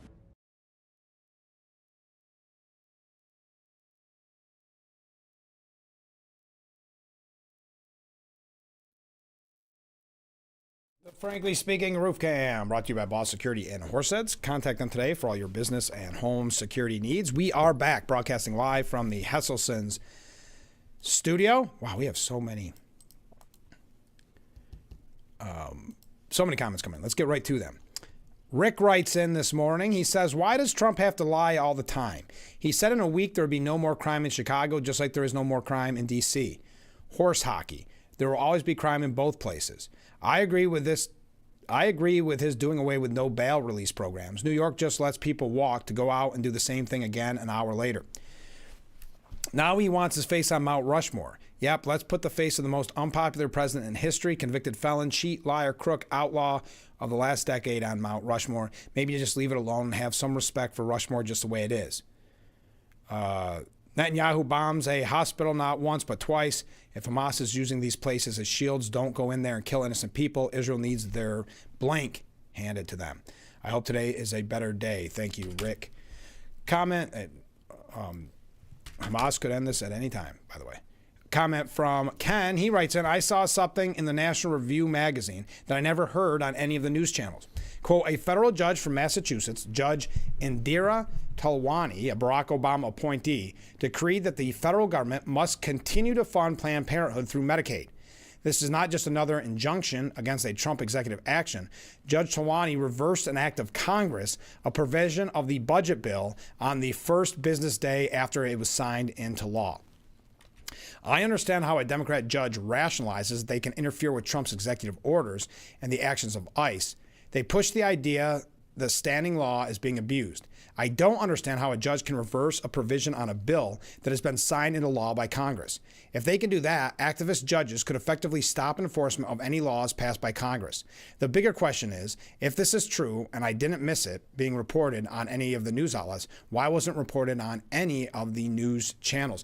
I almost think, that's a great question. I think it's one of those things that a lot of these activist judges, number one, the media doesn't want to show you how often they are activists. So I think very often it's buried because what was it, last Friday or Thursday? We had 3 or 4 activist judges, all appointed by Barack Obama or Joe Biden, trying to basically effectively tell you that they're more powerful than the president, or in this case, more powerful than Congress. So you raise a good point. I just don't think they're covering it as much because they don't want you to know.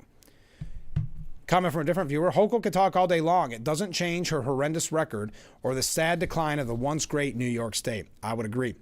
Now, Democrats are facing internal fights and fundraising struggles when they held that DNC summer meeting. That's the meeting where the one speaker said that Americans just don't care about carjackings or migrant crime.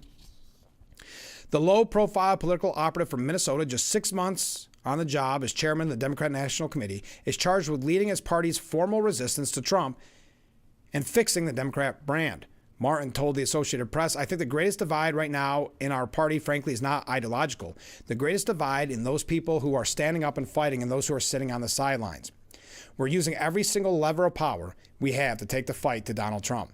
And yet, as hundreds of Democrat officials gathered in Martin's Minneapolis hometown on Monday for the first official DNC meeting since he became chair, there's evidence that Martin's fight may extend well beyond the current occupant of the Oval Office. Big Democrat donors are unhappy with the direction of their own party and not writing checks. Political factions are fragmented over issues such as the Israel-Hamas war. The party's message is murky. Key segments of the Democrat base, working class voters and young people among them, have drifted away. And there's deep frustration from the Democrat Party under Martin's leadership that he's not doing enough to stop the Republican president, no matter how tough his rhetoric may be. There are no magic fixes, said Gene Repass, the chair of the Kansas Democrat Party. He is trying to lead at a time when everyone wants it to be fixed right now. It's just not going to happen. At this week's 3-day summer meeting, DNC hopes to make real progress in reversing the sense of pessimism and frustration that has consumed Democrats since Republicans seized the White House and control of Congress last fall. It may not be so easy. Donna Brazile dismissed the rising star, the big name, which is Gavin Newsom, arguably the front runner for the presidential election. On ABC's This Week, Jonathan Karl read one of Newsom's social media posts during the show where he's trying to emulate Trump, trying to do the rhythm and cadence of Trump. Brazile said, everybody likes a good laugh, and now he's about to, I guess, issue his own cup and golden tennis shoes, and who knows what else. These are serious times that require serious people to be at the table. The Democrat Party has outsourced so many functions in third-party organizations that didn't produce the registration numbers. This is a wake-up call as Democrats gather starting tomorrow in Minnesota, where we are going to have to figure out what is the road forward. We have to do the basic things, but we also have to be prepared to do what Gavin Newsom is urging Democrats of all different persuasions: fight back, punch harder. If we're going to regain Congress and get ready for the White House, Democrats are going to have to come up with a different playbook. We couldn't agree more Newsom's director of communications said we couldn't agree more with Donna here. Serious times call for a serious president. What MAGA doesn't get is that Governor Newsom isn't imitating Donald Trump. He's holding up a mirror and mocking him. Democrats are shedding voters, but you've got to keep in mind, GOP hasn't yet made up a huge sale and convincing them. When Joe Biden entered the White House, Democrats had a 10.6 percentage point lead over Republicans in the 30 states that registered voters. Today, that lead has shrunk by 5.6 percentage points. Taking our last break, then we're going to wrap things up. Read your commentary.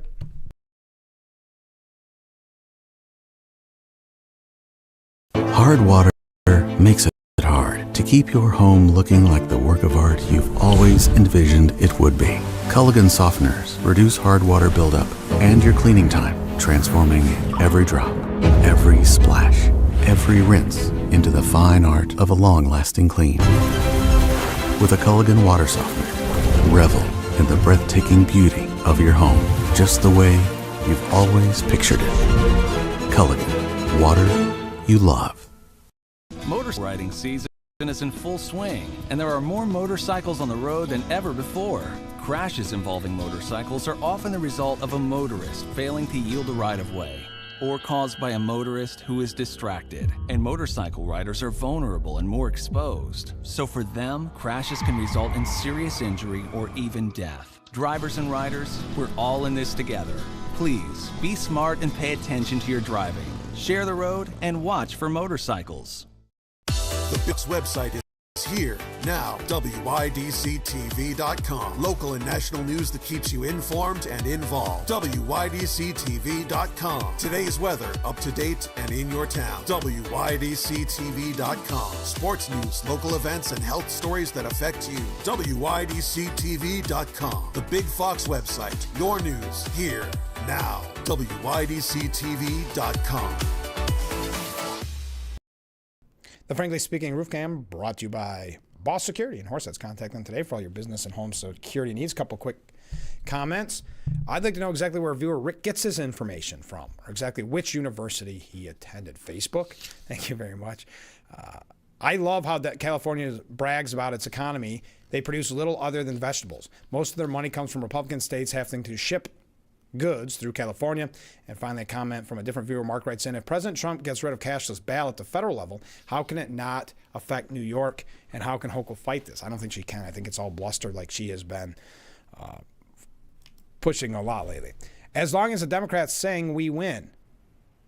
As long as the Democrats saying we win. Gotta love it. Thank you very much. Democrats are being advised to cut out woke words they tried to force everyone else to use. The irony in that.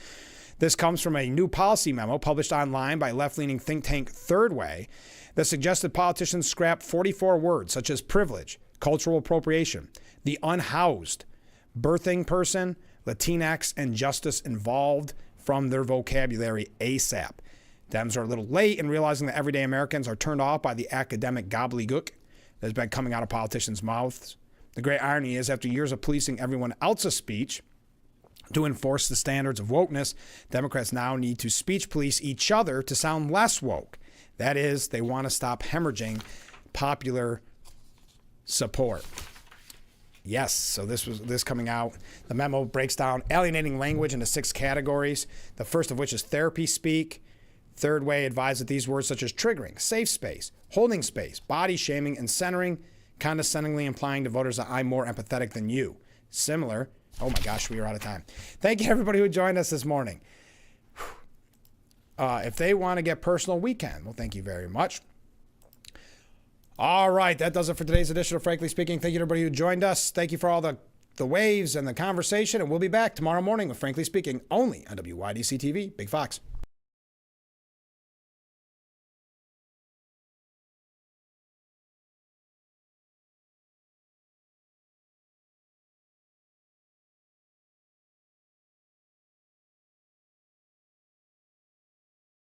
Hi, this is Tom Witzel, owner of Hesselson's in Amara Heights. At Hesselson's, we care about your well-being and overall health, whether it's relieving stress, muscle recovery, increasing circulation, or just revitalizing the body. Hesselson's now has 2 complete line of infrared and traditional rock saunas in our new and expanded showroom. Come in today and see why owning a sauna is the start of your new healthy lifestyle. Hesselson's is still locally and family-owned and operated in Elmira Heights. After 70 years, it's still fun to poke in the corners at Hesselson's.